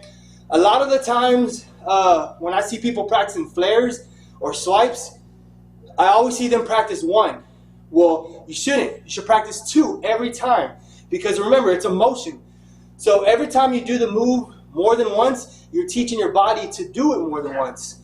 So even if you have a beautiful one flare and going into your second one, it's just dragging and ugly, it doesn't matter. That's how you build the motion. So you want to do it over and over. So right here, we're going to go 1 minute. I want you to do the V hold. So remember, if you're a beginner, just try to do the balance. If you're more advanced, try to just get up here and hold it for as long as you can.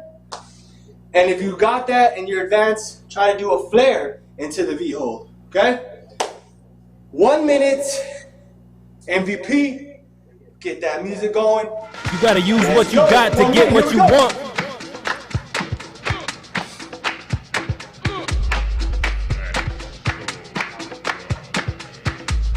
Nice, B-boy bass, I see you. Control that, you got it. There you go, Jerry. Nice, Shannon. You get that first, Shannon, you'll move forward, I promise.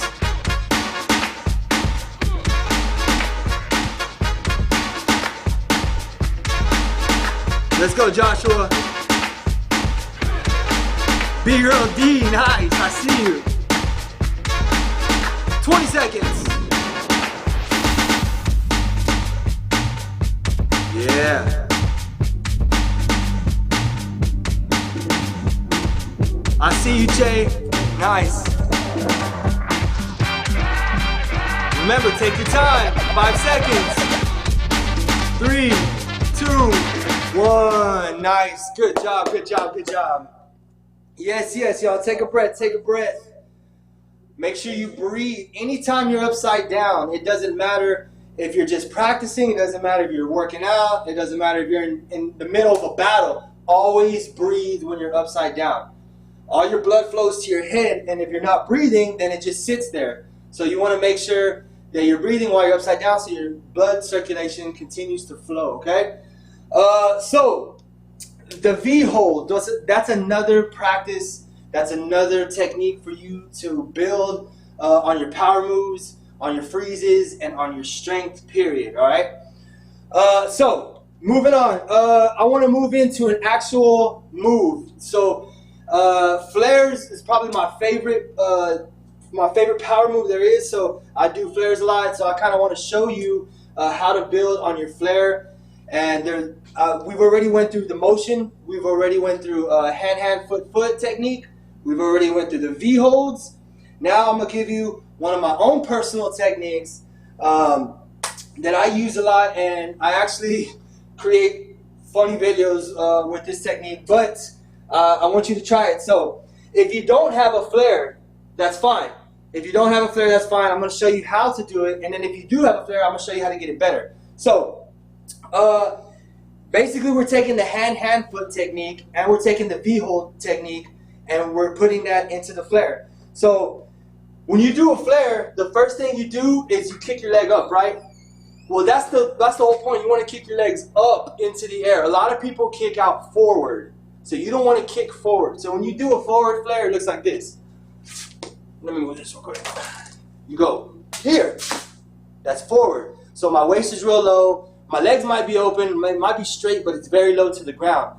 The lower your flares are to the ground, the harder it's going to be to go into another power move or just to continue, period, because you always want to be high. The higher you are, the lighter you are. You get more swing. You get more whip. When you're lower to the ground, you have more of a chance to scrape, to bump, to do any of those things, okay? So remember, you always want to be at your highest point. So again, Flares, you don't want to kick out. You don't want to kick your legs out forward. You want to kick them up. This is where the techniques come in that we were teaching you. So, right here, my waist goes about this high on a flare, right? So, example, up. So, my legs went up instead of going forward, okay? Now, a lot of people, the hardest part they have is with the hands. The legs, you kind of can just see someone do a flare and say, okay, I understand where the legs go. But the arms and the hands are the hard part. Because once you do the initial kick and your legs are in the air, it's all up to that other hand to catch you. Now, if that other hand is not there to catch you, you're probably going to come around, put the hand down, and either slip or just not catch it. But the most important one is going to be the second hand. So, what you want to do is when you kick your leg up, you always want to put your hand down automatically. So a lot of people wait. They'll kick their legs up, and after they kick their legs up, they put their hand down. You want to put it down right when you do it. So as soon as you go here, legs go up into the V, right? So up into a V. So not straight, up. This hand will come down here straight, all right? So that's important that it's straight, it's not bent, because then you come to the V position that we were practicing, okay? So you go here, legs up, look how high my waist is, look how flat I am right here, I'm not bent. If you're bent, you lower to the ground, up. Then, as you come to the back, V position, just like we were practicing, V position, okay? So, now, if you're a beginner, all you want to do for now is get those legs in the air, try to keep them open. Remember, with any power moves, the more flexible you are, the wider your legs are, the more whip and the more whip you're going to get, the more swing you're going to get. So, you want to try to always keep your legs open. This goes into stretching, and of course I would have stretched y'all out, but Moy did more than stretch y'all out. He probably tore y'all up, and I don't want to kill y'all, so here we go. So for the intermediate level flare, I just want you to try to do 2 flares, okay? So when you kick, it doesn't matter if you drag all the way around, it doesn't matter. I want you to get the motion of doing 2 flares. So if you have a low flare and you're trying to do 2, you go here. Fine. I just want you to get the motion, all right? So 2 flares. Now, if you got flares and you got them good and you got 10 flares and you just need to practice height, this is what I want you to do. Take an object, anything that you have in front of you. I'm going to use a water bottle, okay? So put the water bottle down, and what you're going to do is do a flare over the water bottle without knocking it down. So already, this is just putting you here. I feel like you need to be here in your flares, but this is just a technique to help you get there. So, flare.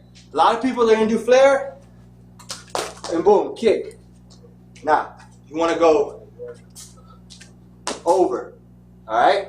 So over. You want to try to get your waist over the water bottle. All right, so we're going to take 1 minute, and we're going to practice that technique. So remember, if you're a beginner level, you're just trying to get 1 complete flare. Intermediate level, try to do multiple flares using the V hold technique. All right, so that means butt in the air, in the back. Then, if you got flares, grab an object, put it on the ground, and for a minute, just continue. You don't have to do like 20 flares straight, but do a couple flares, stop, take a breath, try it again. All right? So here we go. 1 minute, MVP. Drop that beat.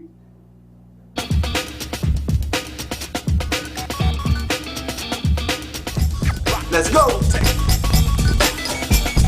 Ooh, B-boy baby, I see you.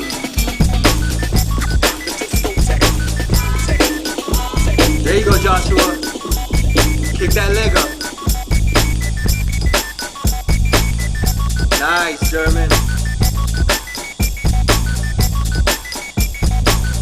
B-boy bass, you got nice flares. Try to keep, you have 1 leg bent. Try to keep both of them straight.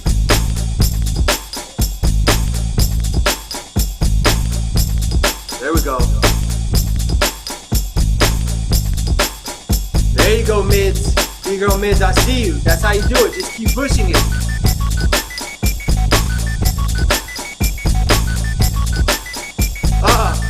That boy B-Boy Baby said I'm gonna do it over a chair. Hey, don't show me up, man. I'll pull Moy out and do a flare over him. Nice, y'all. Nice. Good job, good job, good job. All right. I lost track of time. I had fun just watching y'all. So anyways, real quick, before we move on from that, I want to take a question. Does anybody have a question on the flares, the technique that we just went over? Let's see. Let's take a couple questions. Who we got? Raise your hand if you got a question. All right. We got, what is that? Banerjee?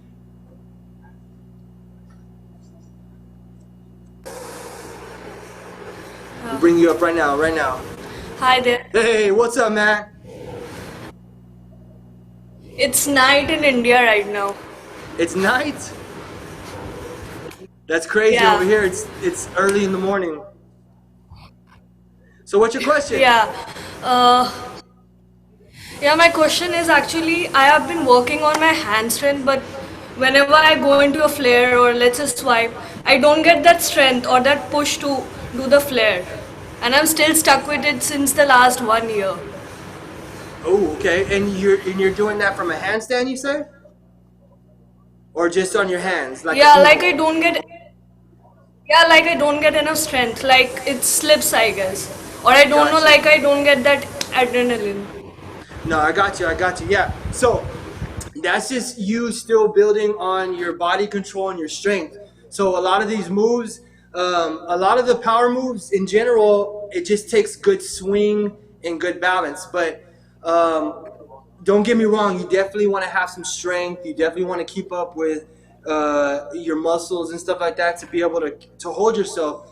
You don't have to become like crazy strong, but you want to at least be able to hold up your body weight. So a way for you to do that is basically what I was showing you, like the hand-to-hand, hand-hand, foot motion, and the V holds, because you're building the muscles you need for the flare. So when you're doing the V hold, even though you're not doing a flare, you're building the muscles to do the flare. So right here, you're probably building your triceps, you're building your shoulder muscles right here, and that's all what you use for like flares and swipes.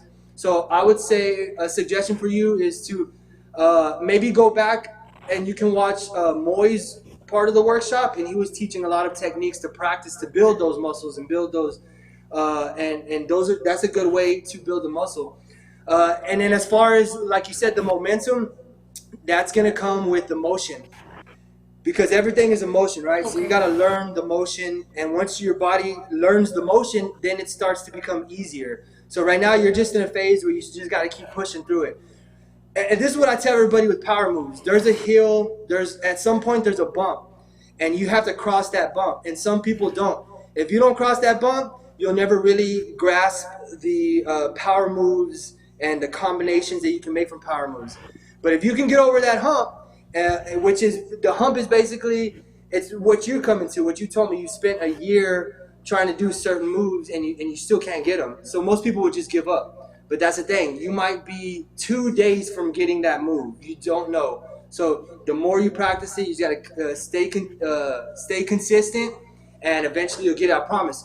Once you get the move, you'll have it forever, right? So just think of it like that. It might take me a year to get it, but then I'll have it for the rest of my life, you know? So this is exactly what these workshops are doing for y'all. R4 is for y'all to go and watch exactly the techniques we use to build these certain things. So I appreciate your question. That was a very good question. That was very good. And I hope you can take some of this and use it and build on your moves. Let me get one more question. And one more thing. Oh, go ahead. Or did you let me go? Go ahead. Yeah. Like when we do the hand foot, do we always like focus on the displacement, like the hands will go in the place of the foot, or it's more about the legs going higher? That's a good question. Don't focus on the hands. The way I was showing you here is just to start it off. Once you're going, it doesn't really matter where you place your hands, but you just want to get it going. I was just showing you that so you can so you can just know where to put it in the first place. But yeah, the main thing you want to focus on in the hand, foot is getting your waist off the ground, being as high as you can, keeping your arms straight.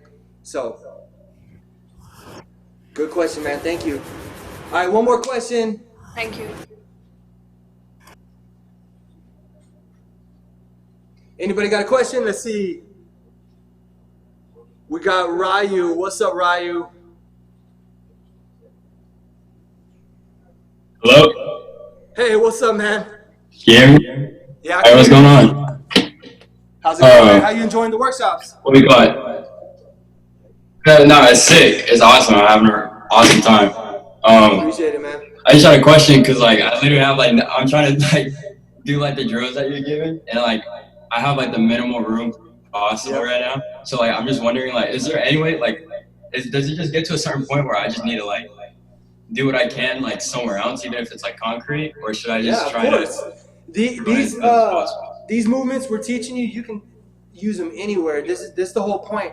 The whole point of this workshop in general is not for us to teach you like a certain move. It's for us to teach you ways to practice, teach you ways to use some of the techniques and the workouts that we use and develop your stuff. A lot of this stuff, again, remember, everybody's different. Everybody's bodies are different. Some people's strengths are going to be other people's weaknesses. So you just got to take what you can from this and use it. But as far as your space, man, that's a perfect place to learn control, I would say, is try not to hit anything.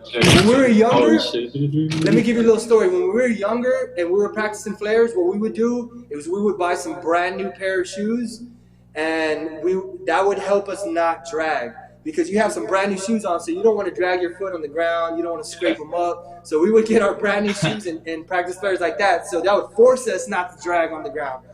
But in your case, again, you don't want to kick a TV, you don't want to kick the wall, but that's even more reason for you to practice that control.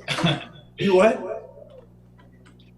I broke my desk. I broke it Man, trust me, when I was young, my living room had holes all in the living room. My parents used to come home and they were mad because I did windmills into the wall. So, but yeah. Again, man, you can take these anywhere. Again, we're teaching you how to practice. You take the practice and you can use that anywhere. You can even take what we're teaching you and go teach, use it with your crew, with your friends and stuff like that. So I hope that you take it other places. Definitely. That's a good question, man. Definitely, most definitely. Appreciate that. Anything else? You good? Yeah, I'm good. All right, man. Appreciate it. All right, y'all. So to wrap up real quick, we went over the handstand and the elbow warm-ups. Those are good for balance. Those are good for technique, strength building, all that stuff, balance. Then you can use those to develop other movements. So when you're doing like those elbow taps back and forth, that's all teaching you how to do stacks pretty much. So you can go from freeze to freeze to freeze, okay? And then obviously handstands, to me, that's one of the most important things you can learn in dance. Even if you're not a power head, even if you just do footwork, I still believe you should have a handstand because you want to have full body control. And you may have the best footwork in the world, but if you don't have a handstand, then you don't have good body control. So you want to make sure that you can fully control your body in every way, especially if you're going to teach other people. You want to be able to show them all the different ways that they can build, all right? So flares, remember the flares, height, use the techniques, the hand, foot, the V hold, and the water bottle, doing the flare over a water bottle or anything that you want to try to do a flare over, that's going to help you build that height, all right? Don't forget, you can hit us up on our personal Instagrams, on the Break Free Instagram, on Facebook. If you have any questions, feel free to contact us and ask us if you need any advice. It doesn't matter if it's just with moves or if it's with business or anything. Feel free to contact us. We're here. This is what we do. We're here for you every single day. So, yeah. So I want to thank y'all for taking the workshop. I had a good time with y'all. I hope you learned a lot. And we're gonna move on to our final workshop for the day, and that's with B-Boy Jeremy, and he's going to teach y'all how to escape and how to freestyle. So once again, Beast Boogie, have a choral, break free worldwide. Peace.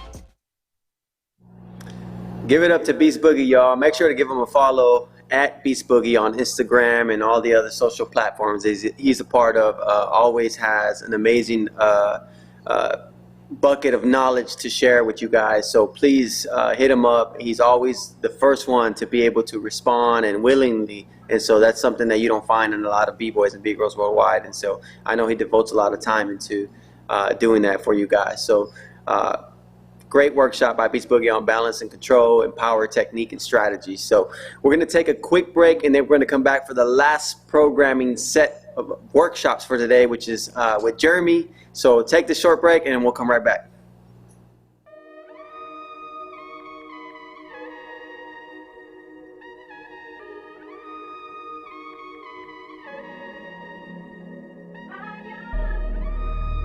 Man, I've been practicing at this spot, I want to say, for maybe about 5 years now. 4 to 5 years.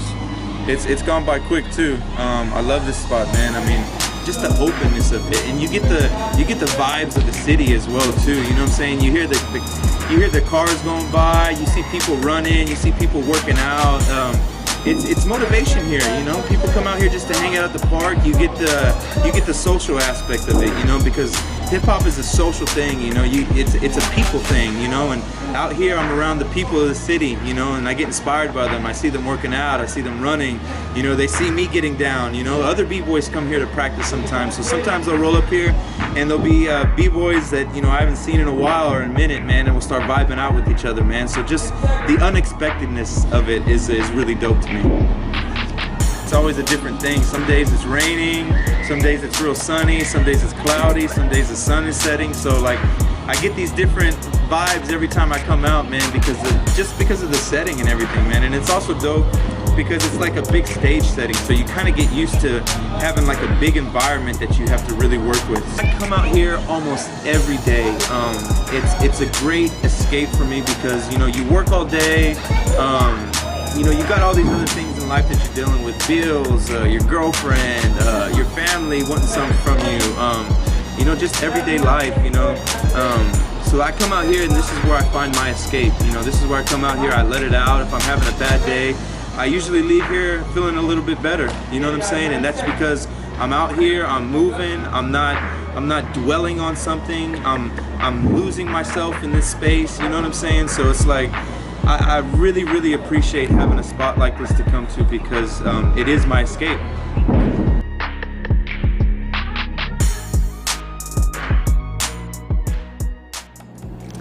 B-Boy Palmer with his legendary practice spot here in H-Town in downtown. It's crazy because I remember when Palmer kind of first came up on that spot and discovered this new practice spot for himself, which is, you know, he highly describes as like his place of escape. And then I started to see a lot of b-boys and b-girls start going there, and I know that influence really came from Palmer, and it's great. It's great to inspire people to be able to you know, be included in your escape and your art and your passion. So you know, got to give it up for Palmer, man, always creating and innovating along the way and helping people discover new territory. So shout out to him. Going on to the last part of our workshop, we got B-Boy Jeremy, who's going to be covering the freestyle component of the dance, and hopefully he can help you and guide you and direct you along the way. Here's B-Boy Jeremy, y'all.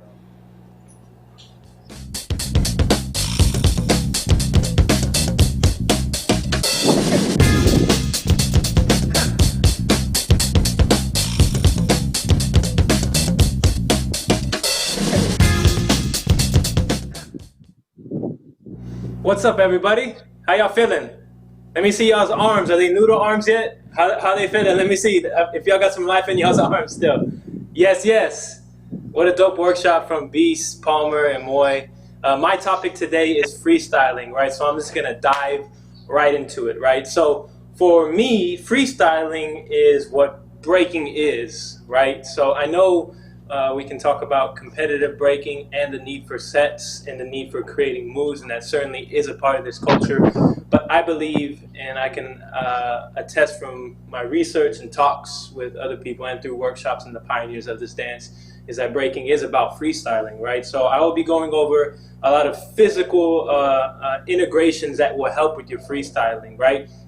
So the first thing that we're going to start with and how to understand and relate freestyling physically is starting with the music, right? Because I think when it comes to freestyling and when it comes to breaking, you are using the music as your source and as your fuel, right? So how does that relate physically to freestyling? So the overall encompassing topic I think today that I want to go over, and the message that I want you guys to understand for everybody watching, is that foundation and freestyling go hand in hand. They cannot exist without each other. Let's talk about the word freestyling, right? So freestyling is you being free within your own style. So that begs the question of how do you develop your own style? How do you find your own style? And that can be simply answered by the first step in finding your own style is understanding the foundation of this dance, right? So the more that you start to understand the foundation of this dance, the more that it will open you up to freestyle, right? I look at freestyling as like a choice, meaning the song turns on, I go out and I start dancing, and I am presented at every single moment different avenues, different paths, different angles, different streams, right?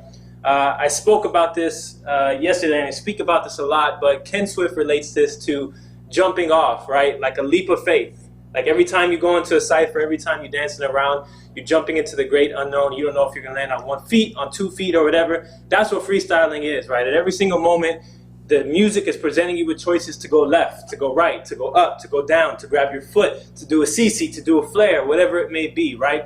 So in order to open up more streams, more avenues, more roads, right, more choices when you're freestyling, you have to further strengthen your foundation and lay a strong foundation, right? So foundationally, we're going to start with this. We're going to start with tempo, okay, and how tempo relates to freestyling, right? So we're going to take a basic foundational move, a CC, and we're going to break it down into 3 tempos, right?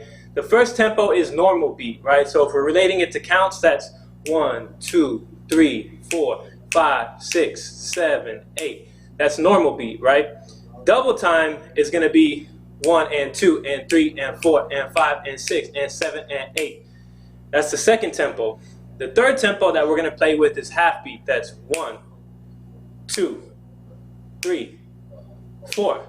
So how we're going to relate that to a CC is we're going to take that foundational move, a CC, and we're going to apply it to those 3 tempos. So we're first going to go CCs on normal beat, CCs on double time, and then CCs on a half beat. And then eventually, by the end of this exercise, I want you guys, the objective is to be able to comfortably display CCs on these 3 tempos. And let me tell you how this relates to freestyling, right? If you can get comfortable with rocking certain moves on all 3 of these tempos, because these 3 tempos can be applied to any song and all music, right? Then you will open up many different avenues, road streams, and paths for you to freestyle and get comfortable with how you dance to the music and how you apply your foundation to it, right? Not to mention, this is a very physically taxing exercising, meaning it is going to boost your stamina, boost your strength. It is going to make you sweat, right? So there's that physical aspect of it. But overall, the objective is for you to get comfortable within these 3 tempos. So everybody get ready. I want you in home position, right? Your footwork position. And we're not going to explore this with music first, okay? We're just going to break it down tempo by tempo and going to an 8 count that I'm going to say out loud, right? So with CCs, right, if you have whatever level you have of CCs, again, all this is at your own pace. Please take your time with it. If you do find it's too challenging, it's okay. Just keep it going and keep pushing, right? So the normal time, 1, 2, 3, 4, 5, 6, 7, 8. We're going to display an 8 count of CCs to that tempo. So it's going to go 1, 2, 3, 4, 5, 6, 7, 8. So I want you to do 1 hand on each side. We're not going 2 hands. We're just displaying that normal tempo, that 8 count of CCs. Is everybody ready? Home position. Get ready, one leg out. 5, 6, 7, 8. 1, 2, 3, 4, 5, 6, 7, 8. Again, very good. Looking good. Let's go to home position again. We're going to do 3 total rounds of it, okay? 5, 6, 7, 8. 1, 2, 3, 4, 5, 6, 7, 8. Very good. This round, let me see you complete it, okay? Here we go.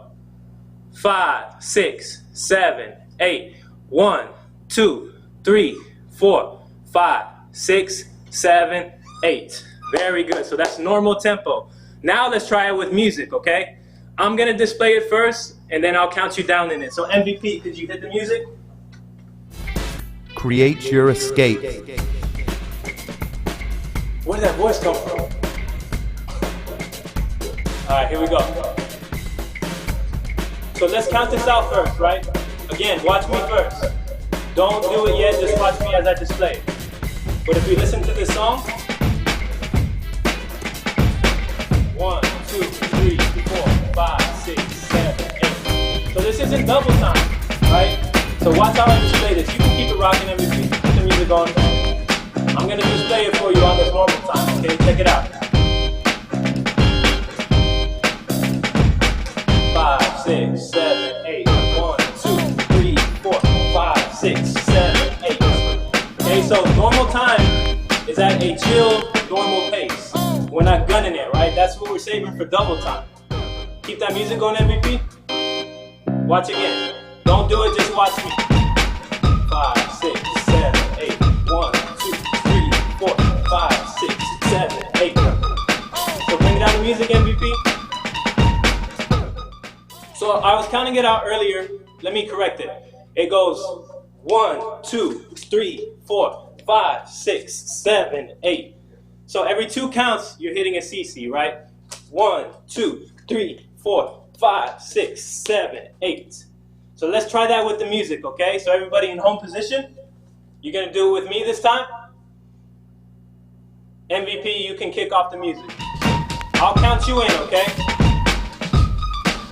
Start to get the beat in your head already.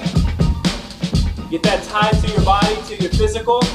I'm gonna count you in. Here we go. CC's on normal time. 5, 6, 7, 8. 1, 2, 3, 4, 5, 6, 7, 8. Pause. Back in home position. Again. 5, 6, 7, 8. 1, 2, 3, 4, 5, 6, 7, 8. One more time. Rest in home position. 5, 6, 7, 8. 1, 2, 3, 4, 5, 6, 7, 8. Very good. MVP, you can bring it down. Awesome. So that was normal tempo, right? Every 2 counts we're hitting the CC. Now let's go to double time, right? 1 and 2 and 3 and 4 and 5 and 6 and 7 and 8. This is a difficult one, all right? This is the one that's going to win you. This is you gunning it, going 100%, right? So on this one, you are hitting a CC on every count. 1 and 2 and 3 and 4 and 5 and 6 and 7 and 8. So let me display that with the music, okay? You're not going to do it this round. Just watch me again as I display it on double time, okay? Go ahead, MVP.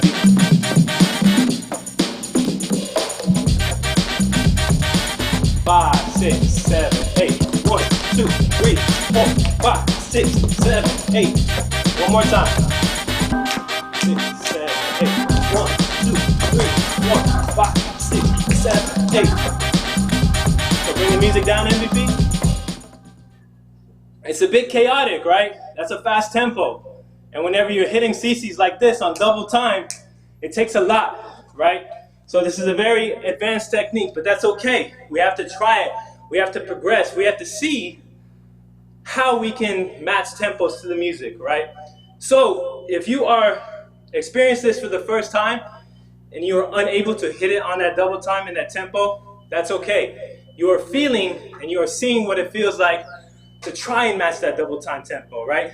And we'll see how that compares to the normal tempo when we combine it after this, right? But let's get back in home position. Now let's try double time, that double tempo. Remember, every 8 count, you are hitting a CC. 1 and 2 and 3 and 4 and 5 and 6 and 7 and 8. Physically, let me give you a little advice, right? What I learned, I talked about this yesterday, but I believe everything in this dance is full total body. So even with footwork that might seem so heavy on the legs, you need to involve your neck, your shoulders, your arms. Everything plays a role. So in particular with CCs, the way that the speed at which your hands move is key. So when I'm doing double time, watch, pay attention to my arms. 1 and 2. My arms are moving swiftly in front of me. Make adjustments. That's a big thing that I tell my students. If we're drilling something like this, you have to constantly make adjustments. Meaning, let me try and put some more emphasis into my arms in this round. Let me see what it means to tighten my core. Let me see what it means to put more energy into my legs, right? This way, you start to understand your body and where your energy is being put into in order to achieve this and hit this, right? So let's try it now together. Double time, CC's hitting on every count. 1 and 2 and 3 and 4 and 5 and 6 and 7 and 8. Essentially, every count is a CC and the and is a switch in between. So 1 and 2, all the way to the 1 and 2 and 3 and 4 and 5 and 6 and 7 and 8. Here we go. This is a bit difficult, but we're gonna try it. MVP, you can start the music. I'll count you in. Get ready, y'all. Listen to that beat. I'ma count you in. Here we go. 5, 6, 7, 8. 1, 2, 3, 4, 5, 6, 7, 8. Finish. Back in home position. I'ma count you in again. Here we go. 5, 6, 7, 8. 1 and 2 and 3 and 4 and 5 and 6 and 7 and 8. Boom. You gotta use what you got to get what you want. Get ready. Home position. 5, 6, 7, 8. 1 and 2 and 3 and 4 and 5 and 6 and 7 and 8 and finish. Very good. Okay. So yes, taking a move as foundational as CC is one of the first moves that B-boys and B-girls learn. And when you apply this concept of tempo, it becomes a completely different move in terms of difficulty, right? Super, super hard to display CCs on double tempo and make it look fresh, right? This is where form comes into play. This is where the physical comes into play with this, right? You have to be able to still display the form of a CC and not make it look like you're just going crazy, right? You have to maintain that form. And through these types of drills, this is what's going to train your body for that, right? We still have one more tempo to go into. Let's go with the half beat, right? The 1, hold, 2, hold, 3, hold, 4, hold. So this is really slowing it down and again, getting both sides of the spectrum, being able to see how we can control our moves. And something that I always live by, right? Another thing I want you guys to take from this class, particularly with foundational moves and techniques, is that if you can do something slow and controlled, for me that is more valuable than doing something 1,000 times fast. And this is why. If I'm able to slow things down and have complete control of it, right, I believe that I can be able to take it and do it any speed from there, right? That's the better starting point. That's the real, true control, right? We're using CCs as an example, but think about a flare or a windmill, right? One of the harder moves. If you're able to do a windmill as slow as you can, you have control of that and you're going to be able to do any speed that you want, right? But now sticking with CCs, let's talk about the half beat with that, right? So the half beat is 1, hold, 2, hold, 3, hold, 4, hold.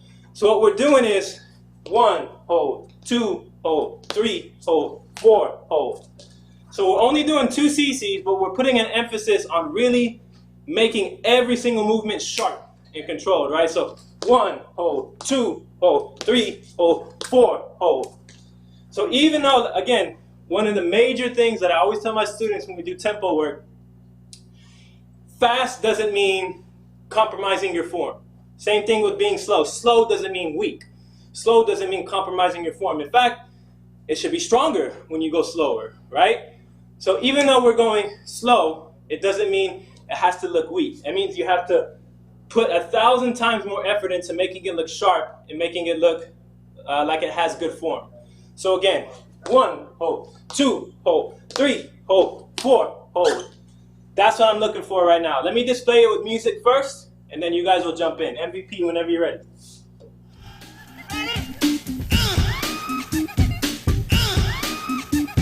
Check it out, okay? Just watch first. 6, 7, 8. 1 hold, 2 hold, 3 hold, 4 hold, 1 hold, 2 hold, 3 hold, 4 hold, 1 hold, 2 hold, 3 hold, 4 hold. Okay, so music off.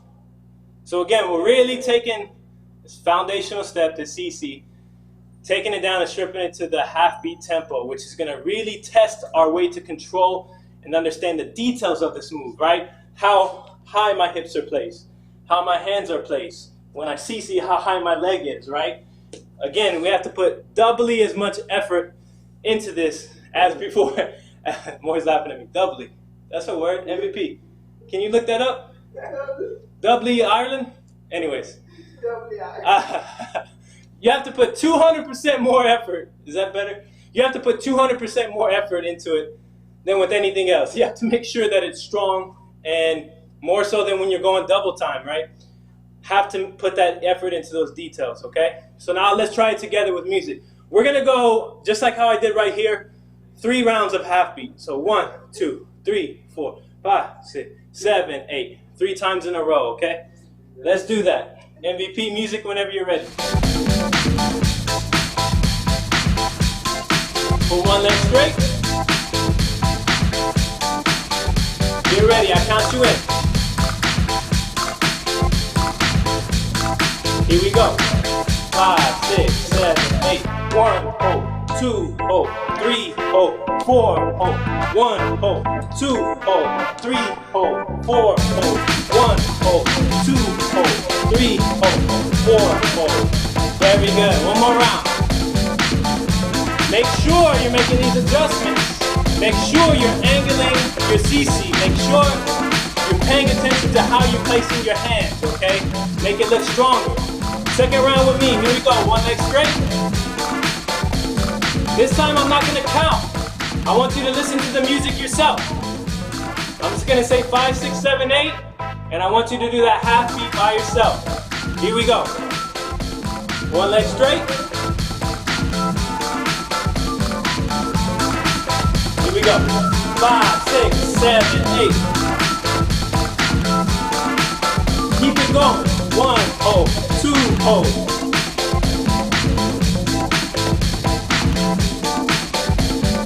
And finish. Very good, very good. MVP, could you bring me back up? So, and the music down, please. We're gonna do that one more time, but I'm gonna do it without counting this time, because I want you to be able to listen to the music and how it ties into the music. If you are executing this on beat and correctly, you'll be able to feel it. And watching me, if I execute it correctly, you'll be able to see it, right? So with this half beat, I'm gonna do it 3 times in a row. I'm not gonna count it, I'm just gonna execute it and show you. And you should be able to see how it ties in with the music, okay? So watch this round first. MVP, go ahead.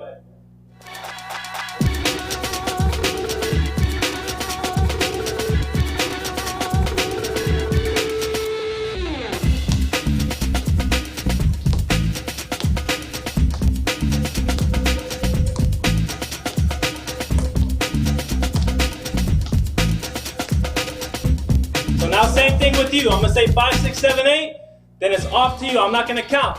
I want you to feel the music and do it to that half beat, okay? Here we go, music on. I'll count you in, 1 leg straight. Get ready. 5, 6, 7, 8. Right, free.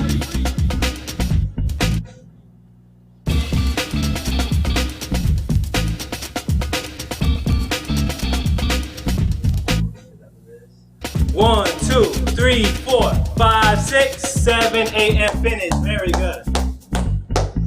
So that completes the 3 tempos, the normal, the double, and the half. But we're not done with this.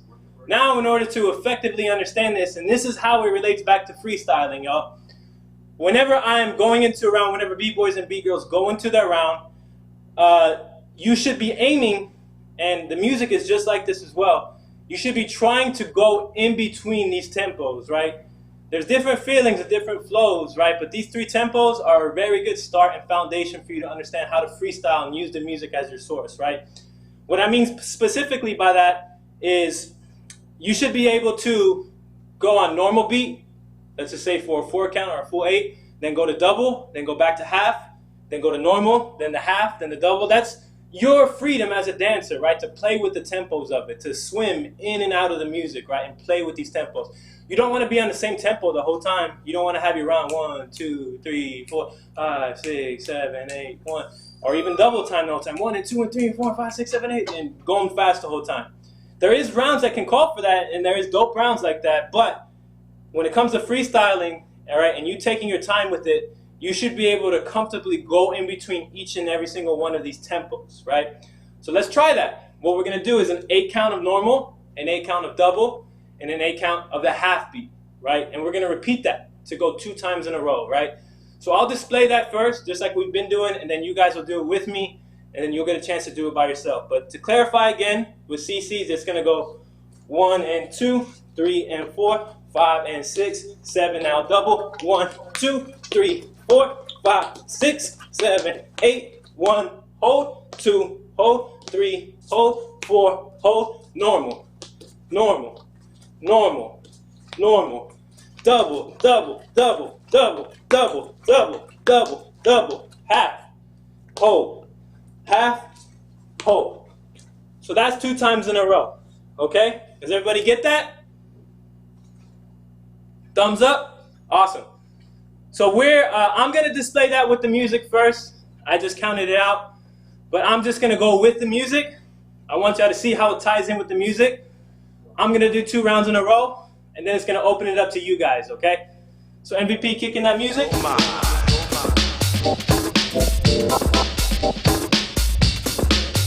So watch first. I'm gonna count it in, and I'm just gonna go with it and execute it, okay?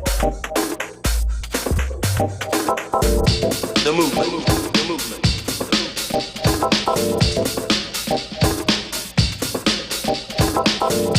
The movement, the movement. Storytelling is key.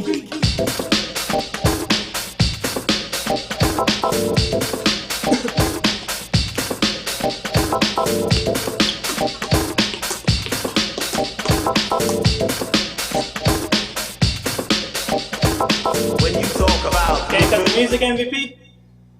So 2 rounds in a row, normal, double, half, normal, double, half, okay? I'm gonna count you in. I'll give you markers as to when to switch. So I'll say 5, 6, 7, normal. You hit the normal. 5, 6, 7, double, double. 5, 6, 7, half. Hit the half, and then repeat that. Does everybody understand? Yes? Here we go. Back up. Home position. Put 1 leg straight. MVP kicking the music. And I'll count you guys down. Here we go. I'm gonna count you in. 1 leg straight. 5, 6, 7, normal. 5, 6, 7, double. 5, 6, 7, half. The movement, the movement. 5, 6, 7, normal. 5, 6, 7, double. The movement, the movement. 5, 6, 7, half. And finish. Boom. Very good. Okay, so this is used, let me say 2 reasons for this, right? The topic is freestyling, but first let me address form, right? And again, please keep in mind, I think these 2 things play a role in each other. They're harmonious. They can't exist without each other. You have to have form and foundation in order to have freestyling, right? And your freestyling, once you develop that, helps your foundation. So when it comes to this drill, and CC's in particular, this should give you an eye-opener to what you need to fix with your form, right? So if you're able to, and you're gonna feel it, guys, when it comes to dancing to the music, you should be honest with yourself, and you know what it feels like to dance on beat, and you know what it feels like to be off beat, right? Every dancer knows that feeling of being in the groove, in the pocket, being on beat, being on rhythm, and every dancer knows what it feels like to be off beat, right? You guys should be honest and know that feeling. So when it comes to this drill, if you are able to execute CCs with correct form and make all three of these tempos look different, that is a big step to mastering your foundation, which is going to unlock your freestyle abilities, right? So do this drill. I would adopt it to your daily routine. This is an amazing drill for me, and I do it with my students all the time. Not just with CCs, but I could do it with anything, any move that you choose, right? And this is an eye-opener to, 1, your form, right? 2, how you're able to dance to your music. 3, your tempo. And 4, what we're about to see more about right now is how you can freestyle with it. So now, to wrap up, one last thing. We're gonna do the same concept, right? But now we're gonna open it up to you being able to freestyle and just throw around. So what I mean by that is you're gonna do an 8 count normal, an 8 count double, and an 8 count half. Repeat that, but you're not limited to CCs. You can freestyle a whole round like that now, right? But the catch is you have to stay in those tempos. You have to display all your moves on that certain type of tempo, right? Just like before, let me display that, and then it's your turn to do it, okay? So please watch and try and pay attention of how I'm going in and out of the tempos and see if you can catch it. It should be apparent. Like if I'm doing my job correctly as a dancer with displaying these tempos, it should be obvious. Like, wow, that was a switch in tempo right there, okay? So check out this first round, and then you'll get a chance to go. MVP, you can kick it off. So remember, it goes normal, double, half, 1 8 count each, and I'm switching. I'm doing 2 rounds in a row, okay? Fresh. 6, 7, 8.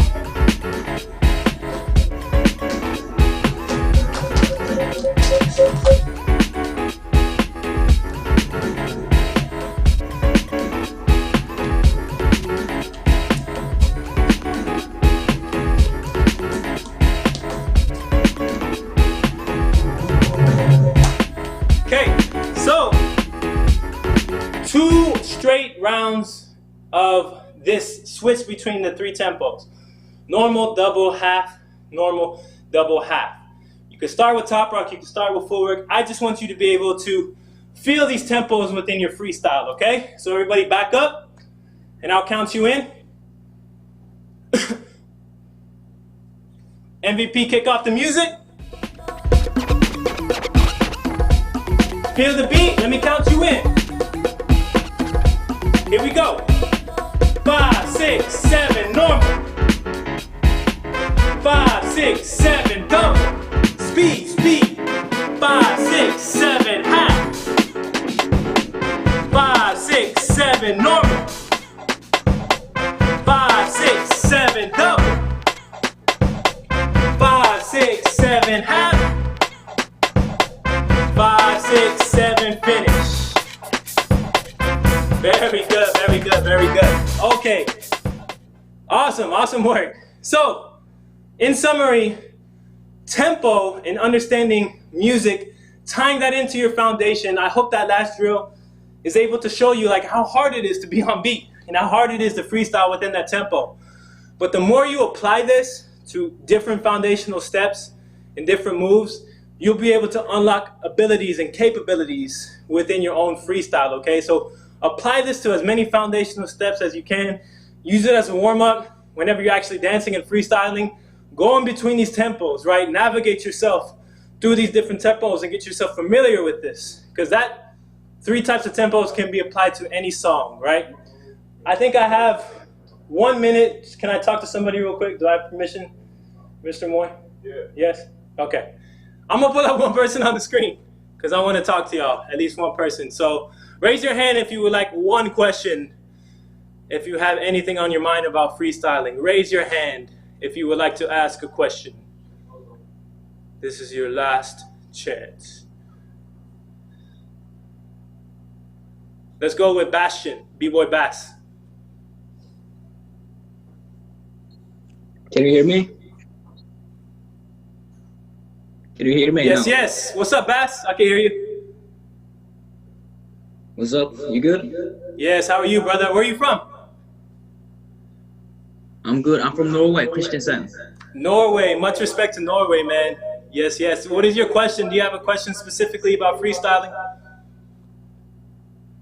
Yeah, my question is, how do you feel comfortable freestyling when you don't have a set? How do you feel comfortable just doing it? That's a very good question. I think that's a question that is most asked when it comes to freestyling. And I think the answer to it lies in the question, right? How do you feel comfortable is different for everybody, right? You have your own comfortability, Bass. I have my own comfortability, right?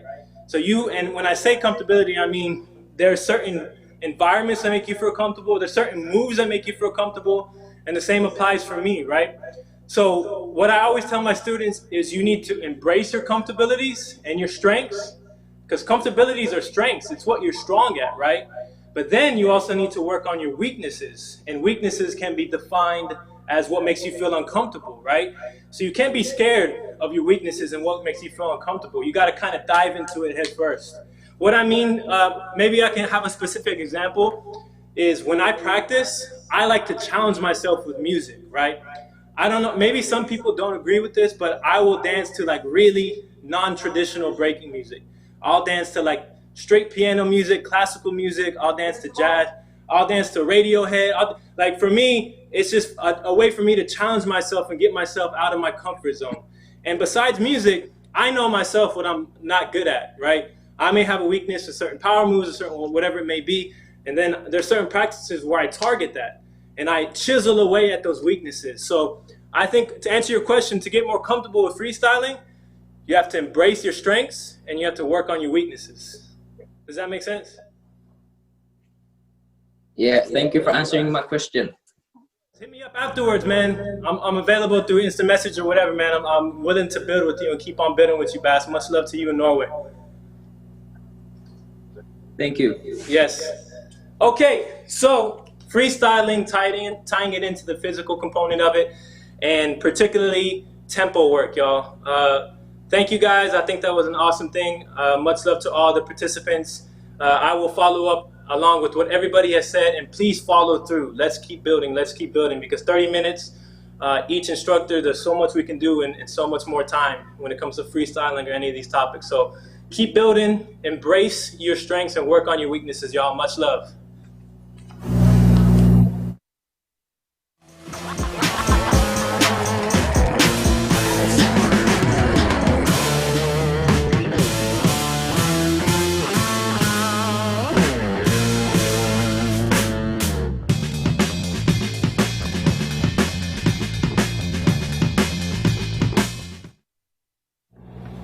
There you have it, B-Boy Jeremy of Havoc Coral coming through correct, dropping some knowledge and some gems, revolving around freestyle, rhythmic approaches and tempos, and just taking that total understanding of where you can take it when you totally adapt to different tempos of music and different rhythmic changes. And so hopefully you guys learned something with that workshop. That was our final workshop for today, but we're going to come back after this short break with a collective of everybody involved, and hopefully we could bring some of you guys up for any questions. So we're excited about this, y'all, but we're going to come back with some, and gather your questions right now. Gather your questions right now. We're going to come back after this short break.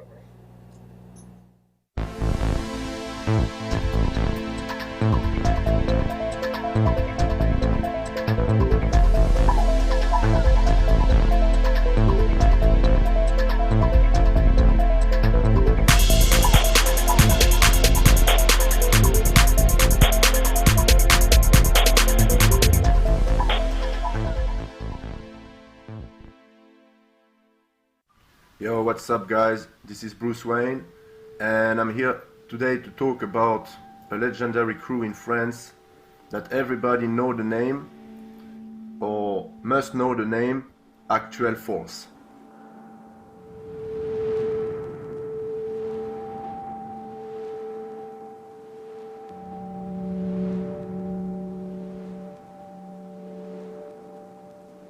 This crew is legendary because it's one of the first crew in France, or even we can say it would be the first, with the Paris City Breakers and a couple of other. but the name Actual Force remained all around France, Europe, and the world. There is two different generations in Actual Force, as I know. I'm gonna tell names about the first generation, started early 80s, like 81, 82, 83. We're gonna start with the name Gabin Nuissier, who is somewhere the founder of Actual Force. Gabin Nuissier, we also have people like Xavier Plutus, we have people like Pascal Blaise, people like Laurent. This would be the first generation as I know, you know. And then they got a second generation, also very known. They arrived around 85, 86, 87, you know, like late 80s. People like Karim Barouche, people like Hassan, who inspired also a lot Europe.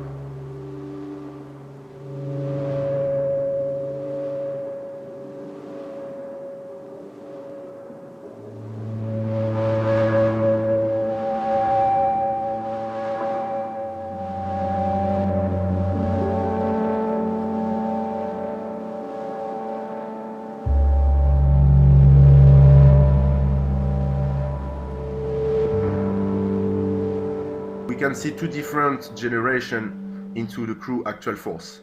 And I repeat, Actual Force never been to America, and they always stayed in France and travel Europe, and they've been like a huge influence into France and into Europe, into their approach of breaking.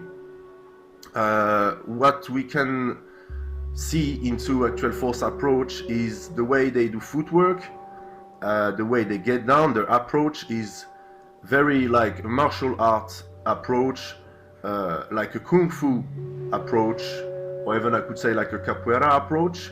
Everything is more round, more circular, very light, and it's all about the circle that you are going to do with your foot, also with your legs. And that's why people say about French style and European style leg work.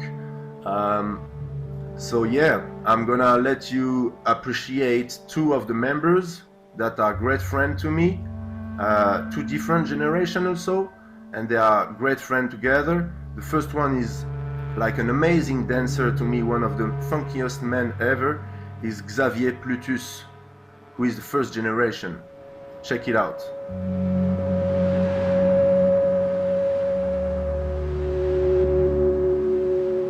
And the second generation, everybody know him. May he rest in peace. It's my brother, my teacher, my friend, Karim Barouche, that everybody is missing, and that everybody knows that he's one of the most biggest influence in the b-boy world today, you know, in the past and today, and in the future also he will be. So everybody know the names. I'm sure people knows also Xavier Plutus. Just check him out, you know, check them out. And also if you have time, check the other member as Hassan, Karima, you know, all of them, Gabin. So yeah man, that was just Bruce Wayne for you guys, talking about my main inspiration in France, Actual Force. Peace everyone, stay safe. Back to Actual Force, man. Been holding it down for so many years, and definitely crazy story. I was just with them about a year ago at the V1 event, and I saw a lot of special connections between Bruce Wayne and Kareem. We were literally staying in the same apartment building, and they were on my floor. And we connected a lot. And Kareem, rest in peace, I've actually known him for I don't know. Yeah, 20 years at least, and actually taught me a lot of footwork steps and sweeps, and has been a big influence, just like Bruce has said, in the breaking scene. And so much respect to Actual Force and everything that they've done and everything they continue to do. So respect to those guys. Yeah, big shout out to Bruce Wayne. And what I love about that is that it shows the lineage of generations in hip hop. It's like, you know, Actual Force took Bruce underneath their wing, and they became good friends, and they dropped the knowledge that they had learned over the years down onto him. And I know he's now very active in the French scene teaching. He's very active in the European scene, judging as well too. So, you know, that's what this culture is about. It's about each one teach one, you know, passing down to the next generation what we have learned. So, you know, that torch can keep getting passed down and passed down and passed down, you know. So a big shout out to Extra Force and everybody that, you know, follows that that blueprint that hip hop has given us, you know, teaching one another about what we know and guiding each other, you know, being there for each other. You know what I'm saying? Yeah, so on that note, guys, we've come to the end of our workshop series for day 2. We do have day 3 coming in tomorrow, but we wanted to give the opportunity to pull up some of you guys if you have any questions, and we can call upon you, and it could be very general, or it could be tied to our workshop, or whatever it is that you'd like to ask. We'd like to take these last few minutes and just connect with you guys. So let's pull up all our participants. Hands up for questions. And if you have a question, I told you get those questions ready. Just raise your hand and we'll select you. So let's see who we have available right now. Near the bottom left. So yeah, okay. Make sure your mic is on. Make sure audio is good. We can't see the name. What is the name? LY. What's up, brother? What's your name? LY, yeah. Yo, I'm Lee Young, but can you unmute your microphone? B-boy name. It's on you already. Can you hear me? Yeah, we can hear you. Yeah. So, my question is, how much knowledge of the past and history do you have to know to be representing the b-boy culture? And is reading up and watching online sources enough? So yeah, I like to answer that. That's a really good question. That's a good question. His question was basically how much knowledge do you have to know to actually like feel like you're certified to represent this culture, this community. But to be quite honest, man, I think from step 1 you should be able to represent. I don't think that no one is any more special than anybody else. If you fall in love with the art, with the culture, the community, it gives you the freedom to be able to represent who you are. That's the beauty about this dance, is that it represents individualism, and there's freedom individualism. So there's really no one to tell you that you can't represent already. But to answer your question more thoroughly in terms of like earning the respect from people, the best advice I can give you is really go out and experience. Find a way to travel to events, compete, be a part of panels and workshops just like this that give you the opportunity to learn more. If you have access to the internet, as you do, we see you here. Dive deeper into the rich history of our culture. It's all documented. It all exists online, and we're doing it today. So there's no reason why even anybody can take the current knowledge that exists and dive deeper within themselves to be able to learn more, right? We can't always wait for a workshop. We can't always wait for an event because it's really at the palm of your hands. It's just a matter of just going out there and getting that information. But, I'll be the first one to tell you, man, like this is your world. You know what I'm saying? Live in it. Yeah. Live in it, man, and live in it to the fullest, because there's a lot of knowledge that you're going to learn along the way that I may not know.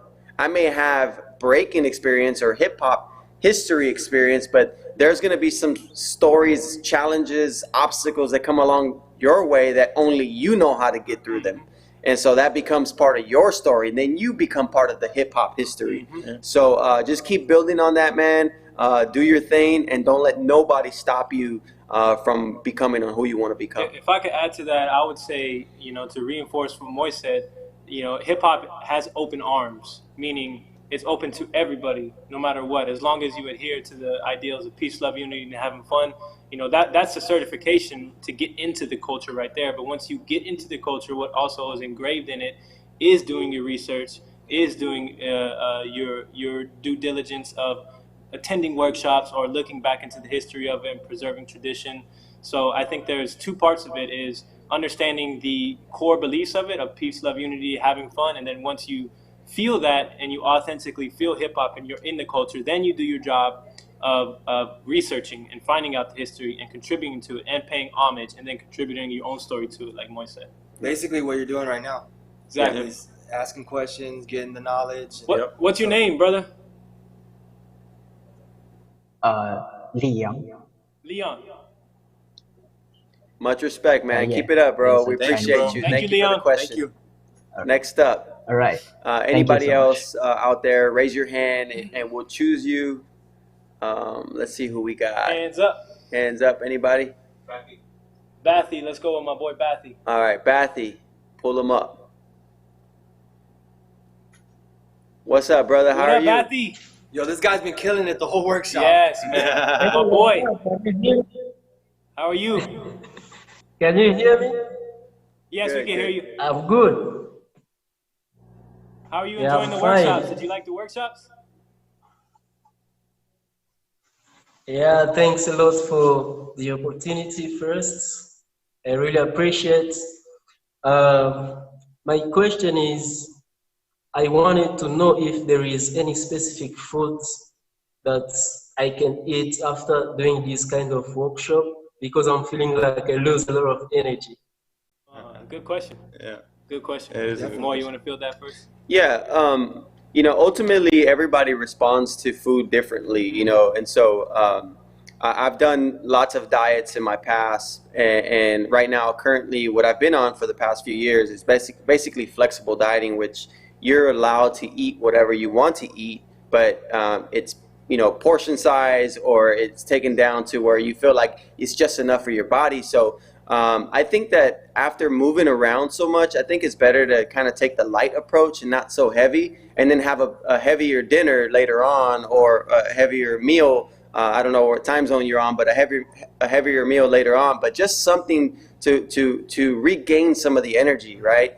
And I want to talk about a little bit about foods, because sometimes people think that certain foods are bad. Like, for example, you know, we hear that carbohydrates, that they're bad for you, right? But actually, you need carbs. You know, carbs produce energy. And without it, it doesn't allow you to continue to move forward. So if your body is weak right now, it's probably because you're not eating enough carbs, and you're probably thinking that I'm trying to eat healthy. But in reality, you need carbs to be able to produce the energy that you need to move forward. But following just so much movement, the stomach being shaken up, your body kind of just trying to get back on track, I would just eat something light for now, a snack, some water, some fruit, something for now, and then have a heavier meal once your body settles and your mind settles, and you know that you're ready for that big meal. That's something that I would recommend, something that I've done in the past. It's going to take a lot, you know, a lot to learn. So you have to have a lot of discipline when it comes to dieting or eating proper foods and things like that. But my advice is to, you know, take it one step at a time. Don't try to dive into something. I feel like a lot of people who try to dig deep into diets and foods, they like go cold turkey, and it's not something that I would recommend. Take it slow. Remember, even if you're on a diet right now and you had one bad meal, that one bad meal is not going to mess you up. It's just like if you started, if your whole life you ate bad and then you ate one salad, that one salad is not going to turn it around for you. It has to become something consistent. But for now, your body's shaking up. Eat something light, drink some water, some fruit, some light snacks, and then you know, wait an hour or two, and then eat a good meal. Yep. And it goes back to what I was kind of saying yesterday about habits. You want to build habits, so definitely, we all know drinking a lot of water is gonna, you know, filter you out. So you want to build a habit of having water next to you during practice. You don't want to dry yourself out. And then just things like that, just small habits, what you eat for breakfast, like Moy was saying, maybe a light lunch after you practice. So make sure you get some protein in too. I see you very cut, so you want to make sure you feed those muscles as well. So yeah, I'm gonna get some pizza. Throw some protein in there. Yeah, much love, Bathy. Keep it up, brother. Thank you. Bathy's going to be competing in the Break Free Day battle. Are you excited for that, brother? Yeah, I'm excited, and thanks again a lot for helping me paying that money for signing up. Yeah, it's really big things for me, and yeah, I'm excited. I can't wait for that. Of course, man. Now you're an inspiration, bro. I know. You know, you've talked to me in my messages and talked about how Break Free is an inspiration. But that's how inspiration works, man. It's full circle. You inspire us right back, and you've been killing it since you entered the solidarity battle, man. And you participating in this workshop and then doing Break Free Day, man, that really means a lot to us. And thank you for supporting and being a part of it and telling your story, man. Yeah, and on that note, keep it up, man. Keep going. Yeah. And on that note, special message for everybody that was participating, through our Zoom and the whole registration process. We want to offer, all you guys a 30% discount for our upcoming Break Free Day Worldwide Championship. And so hit us up individually, myself, Palmer, Jeremy, Beast Boogie, or hit us up on the Break Free Worldwide. We're going to give you guys some discount codes for participating and really connecting with us, man, because we want to encourage you guys to really put yourself on the line and test yourself. One of the reasons why we challenge ourselves is to be able to be challenged. And so if this is a great opportunity for you, I would suggest that you ride it, man, and you take that opportunity to really build and connect and exchange that dialogue with your dance with other dancers. And so Break Free Day is coming up in July, so 30% discount for all you guys that were participating. Speaking of momentum and riding the wave, we spoke about follow through yesterday, right? We spoke about connecting and staying connected. We also are offering private lessons for B-boys and B-girls around the world, us four right here, right? So after day 3, you can contact us for information on maintaining a constant relation through one-on-one private lessons with us. And I think you guys have seen the tools we have to make things accessible for B-boys and B-girls around the world, no matter of your time zone, no matter where you're at, no matter of your environment. And we would love, these group workshops are 30 minutes of instructions from each of us. But if we're able to, meet you on a personal level and craft our own lesson plans with you and hear about what you want to work on and personally tie that in and give you personalized feedback, I would love to have some private lesson students. So we are opening this up after day 3. And if you are interested in that, you can hit us up directly too now to get that going. For sure.